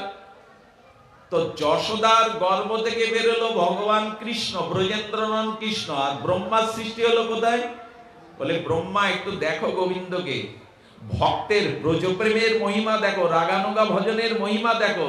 যে ব্রহ্মা গোবিন্দের নাভি কমল থেকে বেরোলো, সেই স্বয়ং ভগবান যিনি নাভি কমল থেকে তোমার জন্ম দিলেন, তিনি বেরোলেন ব্রজের যশোদার গর্ভ থেকে। আচ্ছা, ব্রহ্মা গোবিন্দের সম্মুখে গিয়ে স্তব করছে না? ব্রহ্মস্তুতি আছে না ভাগবতে? ব্রহ্মা গোবিন্দকে স্তব করছে। আর ব্রজের ভজন দেখুন, ব্রজের রাগানুগা ভজন দেখুন, ওখানে কৃষ্ণ হাত জোড় করে যশোদাকে স্তুতি করছে, মা আর ননি চুরি করবো না, মা এবারের মতো ক্ষমা করে দাও, মা তুমি বড় দয়ালু, মা তোমার মধ্যে বড় কৃপা। ব্রহ্মা শিব যার স্থানে গিয়ে হাত জোড় করে স্তুতি করে, সেই স্বয়ং ভগবান আজ স্তুতি করছে যশোদার কাছে। যে জন গোবিন্দের নাম শুনলে ভয় পায়, যশোদার হাতে যষ্টি দেখে, দড়ি দেখে গোবিন্দ ভয়ে কাঁপছে, চোখের জলে কাজল হয়ে জলগুলো টপ টপ করে পড়ছে, মা এবার ক্ষমা করে দাও। স্বয়ং ভগবান যার নাম শুনলে মৃত্যু ভয় পায়, তিনি ভয়ে কাঁপছে আর বলছেন না মা আর আমি করব না, এবার ক্ষমা করে দাও, আমি কান বলছি। এই ভক্তিটা কোথার? স্বয়ং ভগবানকে এরকম বশ করেছে, এই ভক্তিটা কোথার? এই ভক্তির কথা আজ একটু আপনাদের সামান্য আস্বাদন করাবো, যে ভক্তির দ্বারা স্বয়ং ভগবান বশীভূত হয়ে যান। সখ্য প্রেমেও আমরা দেখেছি, যেদিন খেলায় গোবিন্দ হেরে যায়, সেদিন সুবল বলে কৃষ্ণ কাঁদেনে, কানাই নিচ হাত, তুই হেরে গেছিস, আমায় কাঁদেনে। ভগবানের কাঁধে ওঠা যাবে তো? কানাই বলছেন আমি নন্দ বাবার ছেলে। সুবল তখন কনুইটা কৃষ্ণের কাঁধে দিয়ে বলছে, তুই কোন বড় লোক, তুইও যা, আমিও তাই, খেলায় হেরেছিস, এখন কাঁদে নে। বলা যাবে তো এই কথা ভগবানকে? আমি আপনাদের সেই জায়গায় নিয়ে যেতে যাচ্ছি যেখানে এই খেলা চলছে, এই আনন্দ চলছে, যেখানে বিধির কড়াকড়ি নেই, যেখানে উঁচু নিচু ভেদ নেই, যেখানে ভগবান আমার বন্ধু। ভগবানেরও কাঁধে চড়া যায় যদি তুই খেলায় হেরে যাস। ভগবান অপরাজিত, ভগবান কখনো পরাজয় বরণ করেন না। কিন্তু বৃন্দাবনে গোবিন্দ বারবার পরাজিত হয়েছেন, বারবার হেরে গেছেন, কারণ রাগানুগা শুদ্ধ প্রীতির কাছে ভগবান হেরে আনন্দ পায়। দুর্বাসাকে গোবিন্দ বলেছিলেন, আমি এক জায়গায় পরাজিত হই, অহং ভক্ত পরাধীন, আমি ভক্তের কাছে পরাজয় বরণ করি। এইখানে পরাজয়টা পরাজয় নাই। আচ্ছা মা, গোবিন্দকে এটো খাওয়াতে পারবেন? নিজের গালের লালাযুক্ত এটো ফল গোবিন্দকে খাওয়াচ্ছে, পারা যাবে তো? কানাই রে, ফলগুলো দেখলাম খুব মধুর, আমি এটো করে দেখেছি, চেখে দেখেছি ফলগুলো মিষ্টি, নে এবার তুই খা। ভগবান মনে করলে এটা দেওয়া যাবে তো? ভগবানকে নিজে খেয়ে উচ্ছিষ্ট ফল দেওয়া যাবে তো মা? বন্ধুকে দেওয়া যাবে, সখাকে দেওয়া যাবে, কিন্তু ভগবানকে দেওয়া? কিন্তু ভগবান ওটাই চাইছে, ভগবান ওটাই চাইছে। কেন বলেন? এখানে কোনো বিধি নাই। বিধি নাই মানে এখানে আছে প্রবল হৃদয়ের ভালোবাসা, প্রবল হৃদয়ের অনুরাগ। ভালোবাসা যেখানে খুব গাঢ় হয় সেখানে উঁচু নিচু ভেদ আর থাকে না। এই ভালোবাসাটাই ব্রজের ভালোবাসা। যেমন কোডের জজ যখন ঘরের মধ্যে আসেন তখন ছোট মেয়েটা বলে, বাবা ঘোড়া হও, আমি ঘোড়ায় চড়বো। যদি জজ বলে, মা আমি জজ, আমার একটা কলমের খোঁচায় কারো ফাঁসি হয়, তুই আমাকে ঘোড়া সাজিয়ে টাকটুক করবি? বাবা যদি এই কথা বলে, তাহলে জজকে বলতে হবে কোডে গিয়ে বাস করো, সন্তানের সুখ তোমার ভাগ্যে নেই। গোবিন্দ যেন বলছেন, কোডে আমি লর্ড, বিশ্বভুবনের ত্রাতা, অখণ্ড পরতত্ত্ব, কিন্তু ব্রজে আমি ঘরের ছেলের মতো। ব্রজের কৃষ্ণ ভগবান বলে তারা মানে না, তারা নিজের সখা, নিজের পুত্র, নিজের প্রিয়তম মনে করে তাকে ভালোবাসে। এই ভালোবাসাটাই হলো রাগানুগা ভক্তি। এইটি পাওয়ার জন্য কি করতে হবে? আমরা সেইটুকু একটু স্পর্শ করে যাই। ইষ্টে সারসিক রাগ পরমা বিষ্টতা ভবেত, কি মন্ত্র গো! ইষ্ট সারসিকী ভবেত, পরমা বিষ্টতা ভবেত, তন্ময়ী যা ভবেত ভক্তি, সা রাগা রাগান্তিকা দিতা। তন্ময়ী যা ভগবত ভক্তি, অর্থাৎ ভগবানকে ভালোবাসতে হবে নিজের সর্বস্ব জলাঞ্জলি দিয়ে, তার কাছে কিছু চাইলে হবে না। এই ভালোবাসার চারটি রস আছে: দাস্য রস, সখ্য রস, বাৎসল্য রস, মধুর রস। রস মানে চমৎকারিত্ব আস্বাদনে। ভগবানকে যদি ব্রজে রাগানুগায় ভালোবাসতে চাও পরম অনুরাগে, তাহলে ভগবানের সাথে তোমার সম্বন্ধ করতে হবে চারটে। তিনি প্রভু, আমি দাস, তবে এর মধ্যে রস বেশি নাই। কারণ দাসের সংকোচ আছে, উনি প্রভু, ওনার সাথে হাসি ঠাট্টা করা যাবে না। করা যাবে? দাস কখনো প্রভুকে এটা দিতে পারবে? দাস কখনো প্রভুর পাশের সিংহাসনে বসতে পারবে? অধিকার রাখে? এই জন্য ব্রজের প্রেমের মধ্যে তিনটি প্রেম প্রসিদ্ধ। একটি হলো সখ্য, একটি হলো বাৎসল্য, আর একটি হলো মধুরারতি। প্রিয়া যেমন প্রিয়াকে ভালোবাসে, হ্যাঁ, প্রিয়া প্রিয়ের যে ভালোবাসা গোবিন্দ এইখানেই আনতে চেয়েছিলেন। এই রসটাই আমাদের উপজীব্য, এটা মহাপ্রভুর অবদান। কেউ কেউ বলে বিল্লমঙ্গল রেখে দাও, এত উচ্চ স্তরের কথা বলছো কেন? আমরা এর অধিকারী না, আমরা এখানে পৌঁছাতে পারবো না। তুমি আমাদের জীবনের কিছু বিধান বলো, যাতে ভুল কামনা বাসনা পরিত্যাগ করে আমরা একটু ভজনের পথে উঠতে পারি, মঙ্গলের। এসব কথা কেন এখানে বলছো? এই কথা কেন এখানে তুলছো তুমি? তবে বলি, যদি স্বয়ং ভগবান দাঁড়ে দাঁড়িয়ে এই প্রেম বিতরণ করতে আসে, আমার নেওয়াই দোষ কি? আমি দরজা কেন খুলবো না? মহাপ্রভু যদি দাঁড়ে দাঁড়িয়ে এই রাধা প্রেম, ব্রজ প্রেম বিতরণ করেন, আপনার আমার নিতে দোষ কি? গ্রহণ করতে দোষ কি? আপনি করি আস্বাদনে শিখাইল জগৎ জনে, প্রভু চিন্তা মনির প্রেম ধ্বনি, নাহি জানে স্থানাস্থান, যাকে তাকে কইল দান, মহাপ্রভু দাতা শিরোমণি। বললেন, এবার আমি পাত্র অপাত্র, যোগ্য অযোগ্য বিচার না করে এই প্রেম যাকে তাকে দিয়ে দেব। চৈতন্য প্রভু বললেন, আমি যাকে তাকে দিয়ে দেব এই প্রেম, কোন পাত্র অপাত্র বিচার লাগবে না। সেই প্রেমের অধিকারী আমরা। আমি আপনাদের বেশি দূর নিয়ে যাব না, এই প্রেমের একটা দৃষ্টান্ত আপনাদের দেই। যেহাং প্রিয় আত্মা সুতচ্চ সখা গুরু সুহৃদ দৈবাষ্টম, না তাকে ভালোবাসো। শুনুন, বৃন্দাবনের এক মহাত্মা, তিনি অনন্য ভক্ত। অনন্য কাকে বলে? যিনি শ্রীকৃষ্ণ ব্যতীত আর কারো উপাসনা, দেবদেবীর উপাসনা করেন না, অন্য সকল থাকতেও যিনি একমাত্র গোবিন্দ চরণ আশ্রয় করেন। উনি আসছেন, আর সব ভক্তরা সামনে বলে সরে দাঁড়াও, সরে দাঁড়াও, প্রভু আসছেন, অনন্য ভক্ত আসছে, অনন্য ভক্ত আছে। উনি অনন্য সাধু রূপে, মহাত্মা রূপে বৃন্দাবনে প্রকাশ হয়ে গেল। এক ব্রজবাসী ছেঁড়া কাঁথা গায়ে দেওয়া এক ব্রজবাসী রাস্তার সামনে থেকে সরছে না। সবাই বলছে বাবা আসছে, অনন্য সাধু আসছে, অনন্য ভক্ত, সরে দাঁড়াও। ও কারোর কথা খেয়াল না করে দাঁড়িয়ে আছে। বাবাকে যারা পালকিতে আনছিল, পালকি থেকে বাবা নেমেছেন, নেমে বলতে সরে দাঁড়াও, ওকে আমাকে ওর কাছে যেতে দাও। বাবা তুমি কে? তখন বলছে আগে আপনি কে পরিচয় দিন। বললেন আমি অনন্য ভক্ত। তখন সেই ব্যক্তি বলছেন আমার পরিচয় হলো আমি অনন্য ভক্ত। আপনি যদি অনন্য ভক্ত হন, আমি হলাম। বাবা তখন দেখছেন এই লক্ষণ সাধারণ নাই, চোখ মুখের ভাষা খুব গভীরের, অন্তর্মনা, অনুরাগ দৃষ্টি। বললেন বাবা অনন্য মানে হলো অন্য ভগবান আছে আমি জানি, তবুও আমি গোবিন্দ চরণ ব্যতীত আর কারো ভজন করি না, এই জন্য আমি অনন্য। কিন্তু অনন্য মানে কি বললো জানেন? অবাক বিস্ময় তাকালেন। তিনি বলছেন আপনি জানেন যে শিব আছে, ব্রহ্মা আছে, বিষ্ণু আছে, নারায়ণ আছে, সব জানার পরেই আপনি গোবিন্দ চরণ আশ্রয় করেছেন, আর কারো ভজন করেন না। আর আমি জন্ম থেকে জানি না আমার কানাই ছাড়া, গোবিন্দ ছাড়া জগতে আর কোন দেবতা আছে, আর কোন উপাস্য আছে, আমি চিনি না, আমি জানি না, এই জন্য আমি অনন্য। অনন্য সাধু চরণে লুটিয়ে পড়লো, ক্ষমা করে দাও, তোমাদের আমরা চিনতে পারিনি, বুঝতে পারিনি, ক্ষমা করে দাও। অন্য সকল আছে জেনে গোবিন্দের চরণ পারো, বলছে আর কেউ আছে এটা আমরা জানি না। শুনবেন মা, রাগানুগা ভজনের অনুভূতি শুনবেন। এক বাবাজি মহারাজ যমুনা পুলিনে চোখ বন্ধ করে গোবিন্দের সাথে খেলছে। আচ্ছা, গোবিন্দের সাথে খেলা করে কারা? এই রাগানুগা ভজনে গোবিন্দের সাথে খেলছে। খেলতে খেলতে করেছে কি, উনি হেরে গেছেন।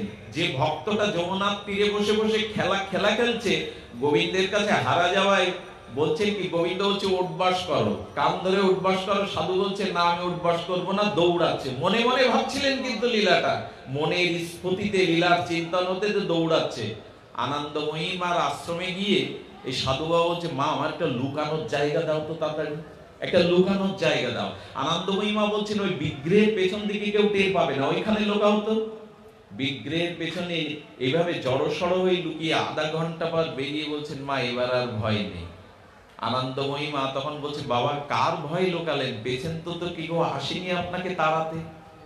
বললো মা তুমি তো জানো না, আজ আমি যমুনা পুলিনে গোবিন্দের সাথে খেলা খেলছিলাম, আমি হেরে গেলে বললো কান ধরে উঠবাস কর, আমি করবো না, তাই দৌড়ে লোকানোর জন্য এর মধ্যে লোকালাম, দেখলাম ও চলে গেছে, আমার পেছনে আর নাই।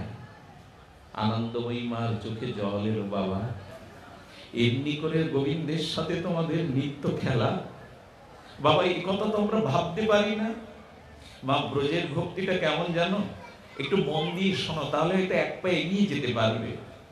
এক ব্রজমা দুয়ার খুলে কিছু ননি সাজিয়ে অপেক্ষা করছে, আমার গোপাল বুঝি এলো।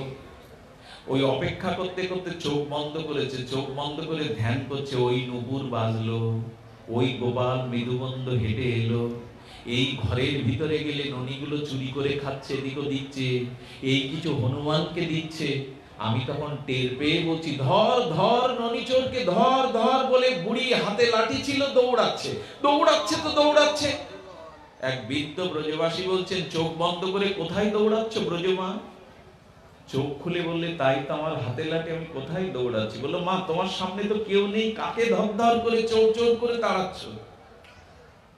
বুড়িমা তখন বলছে আমি ঘরের দুয়ার খুলে গোপালের কথা ভাবছিলাম, এই বুঝি এলো, এই বুঝি ননি খেলো, এই বুঝি চুরি করে পালালো, তাই ওর পিছনেই আমি দৌড়াচ্ছিলাম চোর ধরবো বলে, ননি চোর। এই বৃদ্ধ ব্রজবাসী বাবা চরণে লুটিয়ে পড়ে বললেন, মা ধন্য তোমাদের কৃষ্ণ প্রেম, ধন্য তোমাদের ভক্তি। মনে মনে ভাবতে ভাবতে দৌড়েছে লাঠি নিয়ে, ওই বুঝি গোপাল যাচ্ছে, ওই বুঝি দৌড়াচ্ছে, ওই বুঝি দৌড়াচ্ছে, এরকম করে দৌড়াচ্ছে। এই হলো ব্রজবিধির পরিচয়। আরো একটা পরিচয় দেই আপনাদের, বড় বড় মার্মিক পরিচয়। যারা এইভাবে ভালোবাসতে পেরেছেন না, যারা এইভাবে ভালোবাসতে পেরেছেন, তাদের ভালোবাসা ধন্য নয়। এই রাগানুগা গোবিন্দকে আপন করা এমন ভক্তি জগতে বড় দুর্লভ, জগতে বড় দুর্লভ। এই ব্রজবিধির সংবাদে জানা যায় হলো সেই পরমেরও প্রেমেরও সংবাদ। কি বলেছেন, ইষ্টে সারসিকী রাগ পরমাবিষ্টতা ভবে। তার মানে মনটা যদি পরম আবেশে এই লীলার মধ্যে ডুবে থাকা যায়, মনের স্মরণ প্রাণ গোবিন্দের এই লীলার মধ্যে যদি মনটাকে একটু ডুবিয়ে রাখতে পারেন, এই ডুবিয়ে রাখলে কি হবে জানেন? এক ব্রজগোপী বলছেন, সখী কৃষ্ণের চোখটা কি কমল দল, আকর্ণ বিস্তৃত কমল দল পাপড়ির মতো চরণ জানিস? আর এক সখী বললেন, কৃষ্ণের চরণ কই? ও নিজের চোখটা দেখে বলছে, এই দেখ কৃষ্ণের আখিটা কেমন কেমন সুন্দর। বলে, ওটা তো তোর চোখ। সখী, একদিন এ চোখ আমার ছিল, যেদিন ত্রিভঙ্গ মোরারিকে বংশীধারীকে দেখলাম, সেদিন এই দেহ মন সর্বস্ব তাকে দিয়েছি। এ চোখ আর আমার নেই, এ চোখ এখন গোবিন্দের হয়ে গেছে। এই হলো মা দেওয়া। গোপী বলছেন, গোবিন্দের চোখটা আকর্ণ বিস্তৃত, কত মধুময়। দেখো সখী, গোবিন্দের চোখটা কেমন। বললেন, তুই তোর চোখ দেখিয়ে গোবিন্দের চোখ বলছিস কেন? বলি, এই চোখ তো আমার নাই, আমি যে সর্বস্ব তাকে দিয়ে দিয়েছি, দেহ মন প্রাণ যা কিছু তার। আমরা পারবো তো এরকম ভাবতে?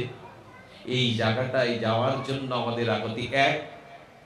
এক গোপী মাথায় করে একটা পাত্র নিয়ে বলছেন, ফেরিয়ালির মতো বলে চলেছেন, কেউ ঘুম কিনবে? ওগো, তোমরা কেউ ঘুম কিনবে? আচ্ছা, যদি কেউ ঘুম বিক্রি করে ফেরি করে বেড়ায়, তাকে উন্মাদিনী পাগলিনী ছাড়া কিছু ভাববো আমরা? ঘুম বিক্রি করা জিনিস, ঘুম বিক্রি করা যায়? এই দেবী বলে চলেছেন, কেউ ঘুম কিনবে? আমি ঘুম বিক্রি করতে এসেছি বৃন্দাবনে, কেউ ঘুম কিনবে? সবাই পাগলিনী বলে অপেক্ষা করলে একজন এগিয়ে এসে বলল, আমার বড় ঘুমের প্রয়োজন, বেচবে দিদি আমার কাছে? একজন ঘুম বিক্রি করবে, একজন ঘুম কিনবে। যিনি কিনবে তিনি জিজ্ঞাসা করছে, তুমি ঘুম বিক্রি করবে কেন?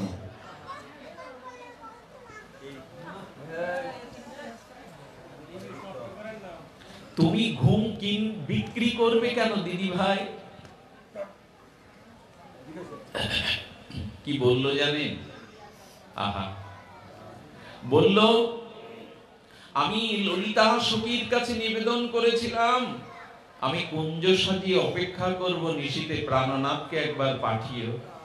রাধারানীকে বলো, আমার কুঞ্জে যেন প্রাণনাথকে আমি একদিন পাই। আমি ফুলময় বিলাস কুঞ্জ সাজিয়ে আমি অপেক্ষা করেছিলাম, ফুলময়। আমি নীল চাদর পেতে দিয়েছিলাম, আমি কোমল পদ্ম রেখেছিলাম গোবিন্দের চরণটাকে কমলের উপরে, আমি শুভ্র ফেনিভিল দুগ্ধ ফেনিভিল বিছানা করে রেখেছিলাম, গোবিন্দকে সেবা করিয়ে একটু তাকে সুখ দেব। আমি অপেক্ষায় ছিলাম। রাত্র তখন দ্বীপ্রহর, আমার চোখে নেমে এলো ঘুম। আমি যখন ঘুমিয়ে পড়লাম, ঘুম ভাঙলে দেখলাম ভোর হয়ে গেছে। ললিতা আমাকে বলল, প্রাণনাথ রাত্র দ্বীপ্রহরে তোর কুঞ্জে গিয়েছিল, কিন্তু তুই ঘুমিয়ে পড়েছিলি, এই জন্য তোর প্রাণনাথ ফিরে এসেছে।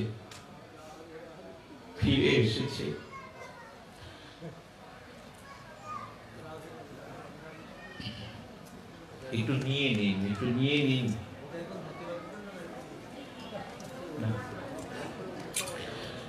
রাধে বলছেন তোর কুঞ্জ দুয়ারে গিয়েছিল, কিন্তু গোবিন্দ তোর নিদ্রাভূত অবস্থা থেকে ফিরে এসেছে। দিদি জানো, যে ঘুম আমাকে কুঞ্জ দুয়ার থেকে গোবিন্দকে ফিরিয়ে নিয়ে যায়, সেই ঘুম আর আমি ঘুমাবো না। যে ঘুম ঘুমালে তাকে হারাতে হয়। দিদি তাই সেই দিন থেকে বলেছে, আমি ঘুম বিক্রি করে দেবো, জেগে থাকবো, যদি আবার কখনো সে কুঞ্জে আসে।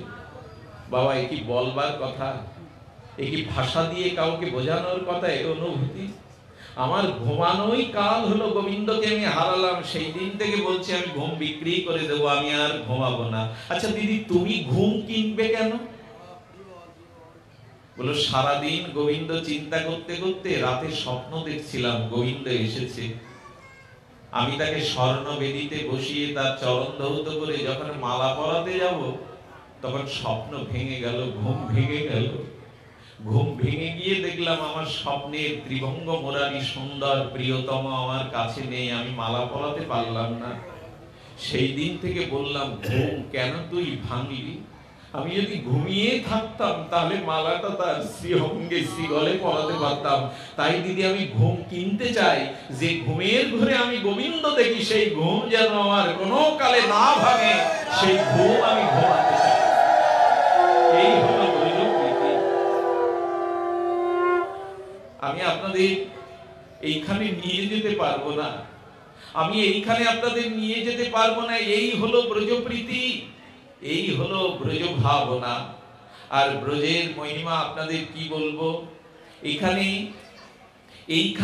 এইখানের ভালোবাসা বড় বিরল। এক ব্রজমা, আমি আগেও বলেছি ঘটনাটা, এক ব্রজমা পরে কি কয়েকখানা রুটি থেকে একটু সবজি সিদ্ধ করে ওরা রাধারানীকে দিয়ে বাবাজিদের দিয়ে আসে। যেসব বাবাজি কুটির থেকে বেরোয় না, নিত্য নিরন্তর অন্তর্মন হয়ে ভজন করে, অযাচক বৃত্তি, যারা কারো কাছে চেয়ে পায় না, এরকম একজন বাবাজিকে মা রুটি দিয়ে আসতো মা।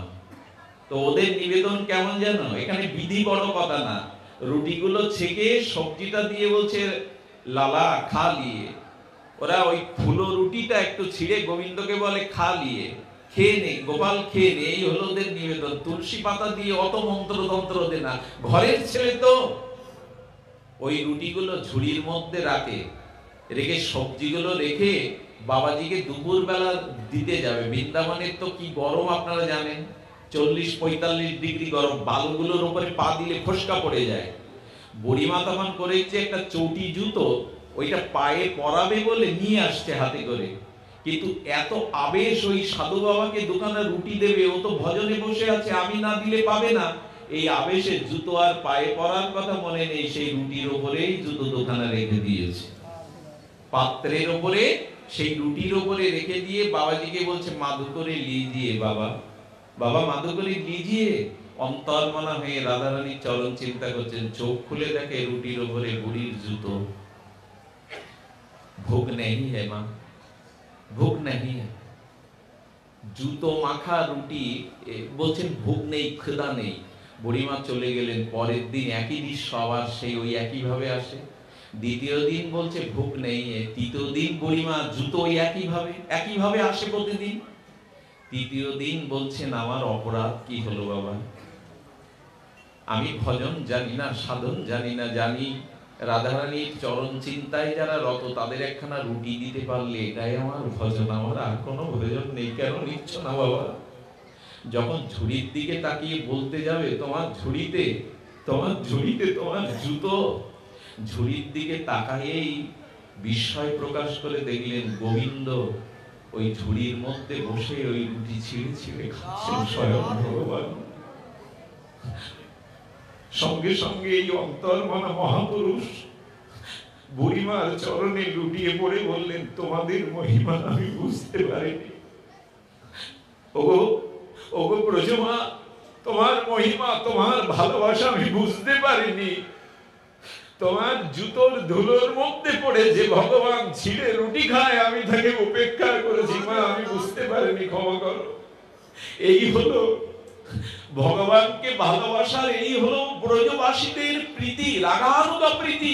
এখানে নিয়মের কড়াকড়ি বিধি নাই, আবেশে চলেছেন, আবেশে। শুনবে ব্রজমাদের ইতিহাস।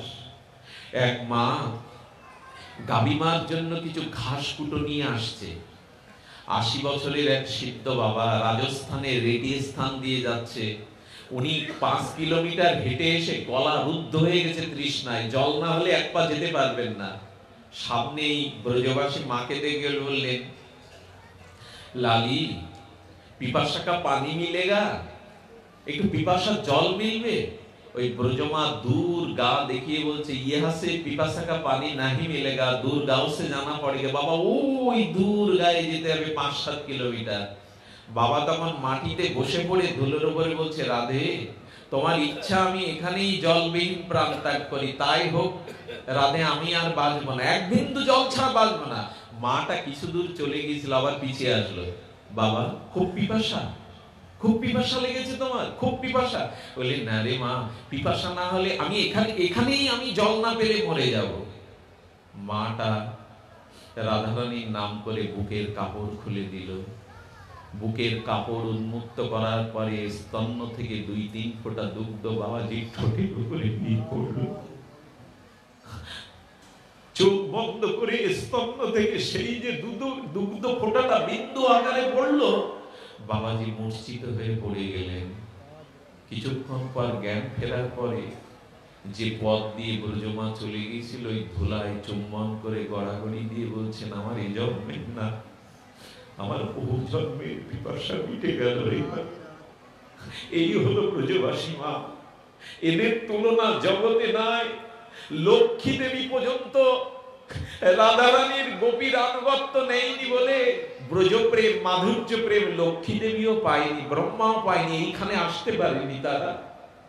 ব্রহ্মা বলছেন, গোবিন্দ ব্রজবাসীরা তোমাকে যেভাবে ভালোবাসে, আমি ব্রহ্মা, আমি তোমার থেকে সৃষ্টি গুণাবতার, আমি তোমাকে এরকম ভালোবাসতে পারলাম না, ব্রহ্মা কি চাও? ব্রহ্মা বললেন, যেসব ব্রজবাসীরা নিচ শ্রেণীর সাঁওতাল, যারা আবর্জনা পরিষ্কার করে, ব্রহ্মা কেঁদে কেঁদে বলছেন, হে পুরুষোত্তম, হে গোবিন্দ, সেই ব্রজবাসীদের দুয়ারে আমাকে একটা পাথর করে জন্ম দাও। ব্রহ্মা তুমি পাথর হতে চাইছো কেন? বলল, ব্রজবাসীরা সারাদিন ব্রজের ধুলা মেঘে যখন ঘরে উঠবে, তখন ওই পাথরের উপরে পা রেখে তারা জল দিয়ে যখন পাটা ঘষবে পাথরের উপরে, আমি ব্রহ্মা ভাববো ব্রজ ধরি, ব্রজবাসীদের ধরিবে, আমি ব্রহ্মা ধন্য হয়েছি, আমাকে পাথর রূপে জন্ম দাও, আমাকে পাথর রূপে এখানে জন্ম দাও। এই জন্য এই ব্রজ রাগানুগা, এই রাধা দাস্য মঞ্জরি ভাব সাধনা যারা পেয়েছে তাদের কি হয় জানো মা? শোনো তাহলে। মীরার সাথীর বিয়ে হচ্ছে মীরাবাই, রাজস্থানে। 11 বছরের ওর সাথীর বিয়ে হচ্ছে বান্ধবীর, ঘোড়ায় করে বর এসেছে, আর বাজি বাজনা করে বর এসে বিবাহ থেকে মীরা মাকে বলছেন, ও মা আমার বিয়ে কবে হবে, আমার বর কবে আসবে?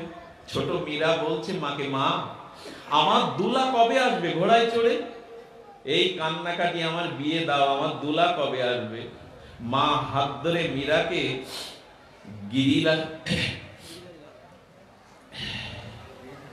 গিরিধারীর মন্দিরে গিয়ে বলছেন, তোর বর, তোর দুলা এই হলো, এই গিরিধারী তোর বর।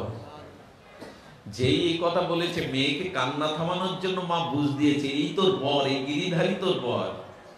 ভোরবেলা মীরা সদবার মতো শাখা সিঁদুর, মায়ের শাখা সিঁদুর পরে সদবা ঘোমটা দিয়ে গোবিন্দের বাম পাশে বসে গেছে, গিরিধারীর বাম পাশে। মা সকালবেলা বলছে, করেছিস কি মা? এ কি করেছিস? সিঁদুর দিয়েছিস, শাখা দিয়েছিস, তোর তো বিবাহ হয়নি মা।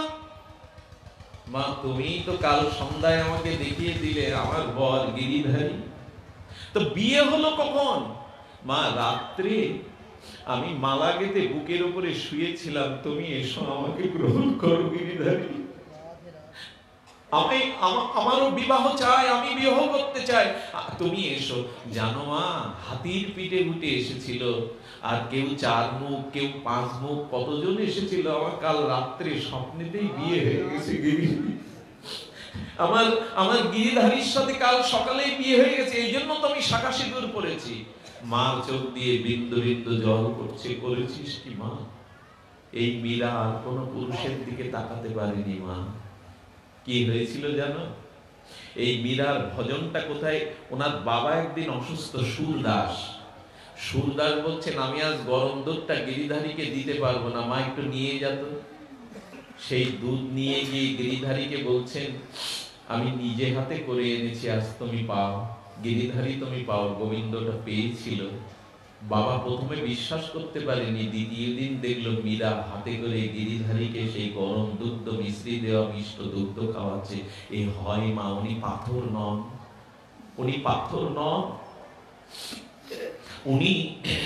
উনি সরল হৃদয়ে যারা পরমাবিষ্টতা ভাবে তাকে ভালোবাসতে পারে, ভাগবত বলেছেন তারাই এর কৃপা লাভ করতে পারে। বারবার বলা হচ্ছে, বারবার রাগানুগা ভজনে কি বলা হলো?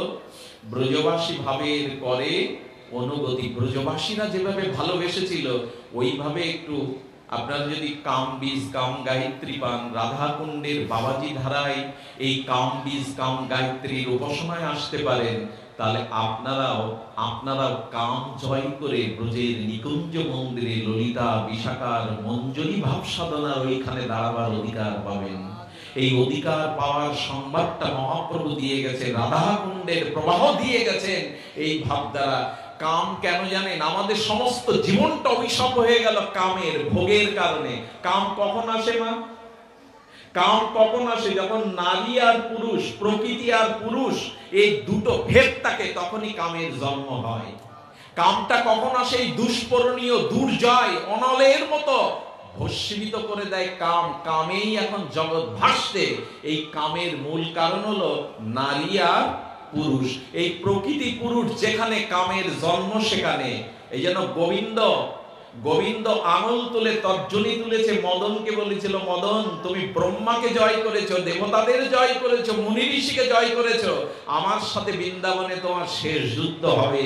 মদনকে গোবিন্দ আহ্বান করলেন, আমি ব্রজ সখীদের মধ্যে রাধারানীকে দিয়ে দাঁড়াবো, তোমার ক্ষমতা থাকলে কাম তুমি এসো আমাকে পরাস্ত করতে। শিব ঠাকুরের দহানালে কাম পুড়ে গিয়েছিল। শিব ঠাকুর বলল, আমি ভুল করেছি, কাম পোড়ালে কাম যায় না, কামের দেহটা পোড়ালেও কাম থেকে যায়, আমি ভুল করেছি। তো শিব ঠাকুরও রাসে গিয়েছিল এই জন্য যে কাম তুমি আমাকেও রাগান্বিত করে আগুন ঝরিয়েছ, আমি দেখতে চাই তুমি জয়ী হও না গোবিন্দ জয়ী হয়, তুমি জয়ী হও না গোবিন্দ জয়ী হবে, আমি দেখতে চাই।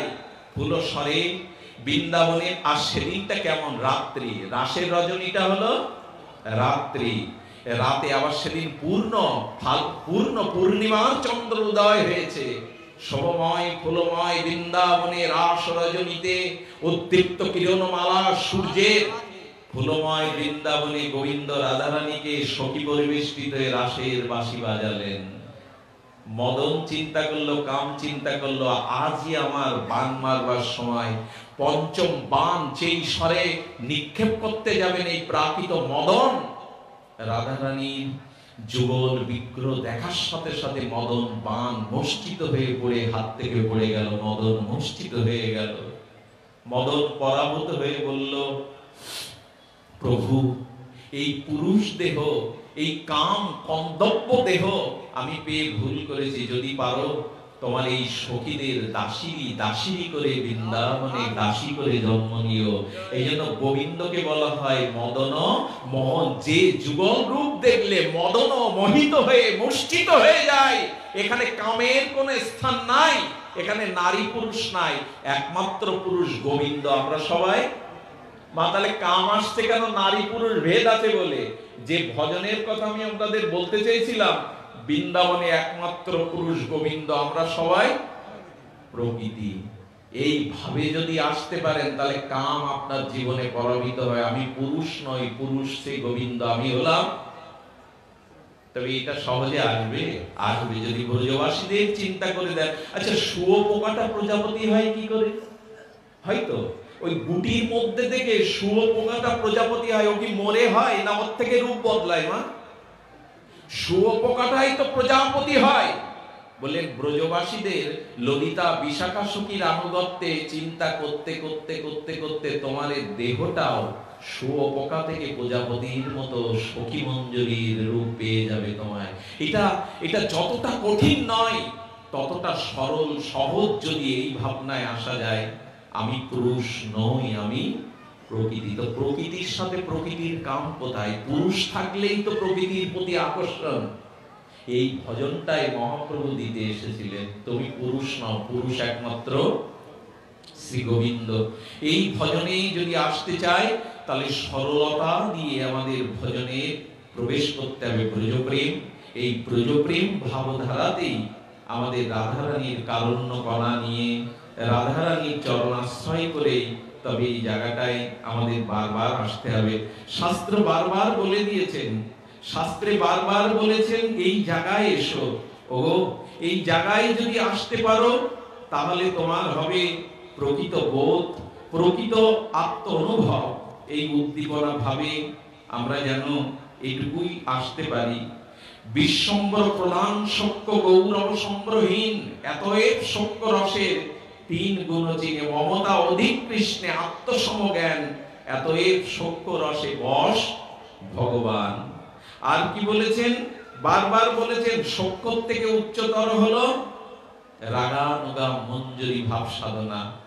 আজকাল তো হরমোন চেঞ্জ করে পুরুষকেও নারী করে দেয় ডাক্তাররা।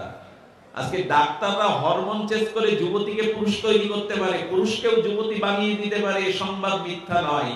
এমনকি একটা সাদা ফুল গাছে আমাদের জড় বিজ্ঞান একই বৃন্তে 7 রঙের ফুল ফোটাতে পারে, পারে না বাবা? সংকর ঘটিয়ে একই সাদা ফুলের ডালে 7 রকমের রং ফুল ফলাতে পারে। এ যদি বিজ্ঞানের দ্বারা সম্ভব হয় তবে সদ্গুরু দেবের এই মঞ্জুরি সাধনার ভাব রাধারানীর দাসী শরীর নিয়ে যদি ভজনা করেন, আপনি একদিন ধীরে ধীরে নিত্য লীলাতেই পৌঁছে যাবেন। এই হলো এই ভজনের অনুমতি। এই দেহ পুরুষ দেহ না, এ দেহ। আচ্ছা, মায়েরা তাহলে একটু এগিয়ে গেল না? পুরুষদের নারী দেহে আসতে হবে, সখী দেহে। তাহলে তো মেয়েরা এগিয়ে, মায়েরা এগিয়ে বলছে না, এই দেহেও হবে না, এই দেহেও হবে না। মা শ্রী গুরু প্রদত্ত, শ্রী গুরুদেব তোমাকে একটা নাম দেবে, একটা বয়স দেবে, একটা সেবা দেবে। যদি গুরুদেব প্রদত্ত ওই মঞ্জরি ভাব সাধনার অভিমান বুকে নিয়ে ভজন করতে পারো, তাহলে দেখবে একদিন কি হয়ে যায়? কুমারী কি পোকা, কাশ পোকা যখন কুমারী পোকা হয়ে যায়। আপনাদের মনে আছে তো? তেলা পোকাটা কাশ পোকাটা ওই কুমক্কি পোকা ঘরের মধ্যে নিয়ে যায়। কুমক্কি পোকা মাটি দিয়ে ঘর তৈরি করে না, করে কিনা? দরজার উপরে, দেয়ালের উপরে। ওতে কাশ পোকা তেলা পোকাটা নিয়ে গিয়ে হুল ফুটিয়ে ওকে মারে।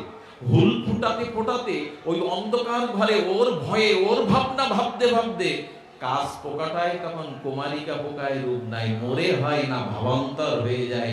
যাদৃশী ভাবনা আপনি যদি গুরুদেবের কাছ থেকে এই কামবীজ কাম গায়ত্রী রাধারানীর সখী মঞ্জরি অভিমান পান, এই ভাবতেও আপনার দেহটাও একদিন সখী মঞ্জরি রূপ নিয়ে নেবে। সখী মঞ্জরি রূপ। আপনাদের সর্বশেষ কথা বলে, মহাপ্রভু একবার নৃত্য করছিলেন। এক ভক্তের খুব ক্ষুধা লাগে, শিবাসানী নাই। সেই ক্ষুধার মধ্যে মহাপ্রভু বলছেন আমার বড় ক্ষুধা লেগেছে। মহাপ্রভু আসল টেনে নিয়ে কি করলেন জানেন? সেই ভক্তকে বাৎসল্য প্রেম মনে করে মহাপ্রভু স্তন দান করে তার ক্ষুধা নিবৃত্তি করেছিলেন চৈতন্য মহাপ্রভু। এটা হয়। যেরূপ ভাববেন আপনি তাই হয়ে যাবেন, এটাই নিয়ম। যাদিশ ভাবনা। আপনি যদি সখী চিন্তা করেন, আপনি যদি সখী রূপে রাধা মাধবের নিত্য নিকুঞ্জ মন্দিরে সেবিকা হন, এই দেহটা সাপের খোলস যেমন বদলায়। আচ্ছা মা, সাপের খোলস বদলালো, আর একটা খোলস কি করে তৈরি হলো? বলো আমাদের জানা নেই। একটা খোলস ছাড়লো, আর একটা খোলস পেয়ে গেল। গুরু চিন্তায়, গুরু প্রদত্ত মঞ্জরি ভাবনায় যদি রাধারানীর সখী চিন্তা দিনের পরে দিন, রাতের পরে রাত চিন্তা করতে থাকেন, একদিন সখীতেই রূপান্তরিত হয়ে যাবেন। আর নিত্য লীলায় আমাদের প্রবেশ অধিকার থাকবে। সবশেষে এইটুকুই নিবেদন করি, রাধা কৃষ্ণ প্রাণমোর যুগল কিশোর। এই ভজন এটাই, রাধা কৃষ্ণ প্রাণমোর যুগল কিশোর, জীবনে মরণে গতি আর নাহি। আহা, আমার যেন আর গতি না হয়। যুগল ভজন ছেড়ে, ব্রজ ভজন ছেড়ে, রাধারানীর চরণ ছেড়ে যেন আমি আর কোথাও। রাধা কৃষ্ণ প্রাণমোর যুগল কিশোর, জীবনে মরণে গতি আর নাহি মোর। কালিন্দির কোলে গেলি কদম্বের বন, রতন বেদীর পরে বসাব দুজন। হেম গৌরী অঙ্গ দেব সোয়া চন্দন গন্ধ। আহারে, আমি কবে গন্ধ মিলাবো? রাধা মাধব বসে আছেন, আমি কবে সুগন্ধ মিলাবো? এক বাবাজি রাধারানীকে পান সেজেছে যে সখী রূপে পান দেন রাধারানীর পাশে থেকে। বাবাজিরা বলেন সারা জীবন রাধারানীকে পান দিয়ে গেলে সিটটা কোনোদিন দেখাতে পারলেন তো পাপের সিট ফেলে না পানের। রাধারানীকে ডেকে ডেকে বলছেন তোমার সখী রূপে সারা জীবন তাম্বল দিলাম তোমার মুখে, তুমি পিঠটা সিটটা আমার এই ওড়নাতে একটু ফেলে দেখাও তো। ওরা বিশ্বাস করে না। যেই আঁচল পেতে রাধারানীর কাছে আকুতি জানালো, রাধারানীর তাম্বুলের প্রসাদী চিটটা ওর সাদা ওড়নার উপরে দিয়ে দিল, লাল রঙে রাঙিয়ে গেল। তখন বাবাজি মহারাজের এটা মিথ্যা সংবাদ নয়। ডাক্তার যদি নারীকে পুরুষ বানাতে পারে, তবে সদ্গুরুদেবের কৃপায় সখী চিন্তা করতে করতে করতে করতে কাজ পোকাটা যেমন আমাদের কোমকি পোকা হয়ে যায়, কুমারিকা পোকা যেমন শুয়োপোকাটা বিচিত্র রঙের প্রজাপতি হয়ে যায়, এই চিন্তা করতে করতে আপনিও মঞ্জুরি ভাব সাধনার দেহ পেয়ে নিত্য লীলাতে প্রবেশ করতে পারবেন। এই হলো সংবাদ। বিজয়রামপুরের মাটি ধন্য। আজকে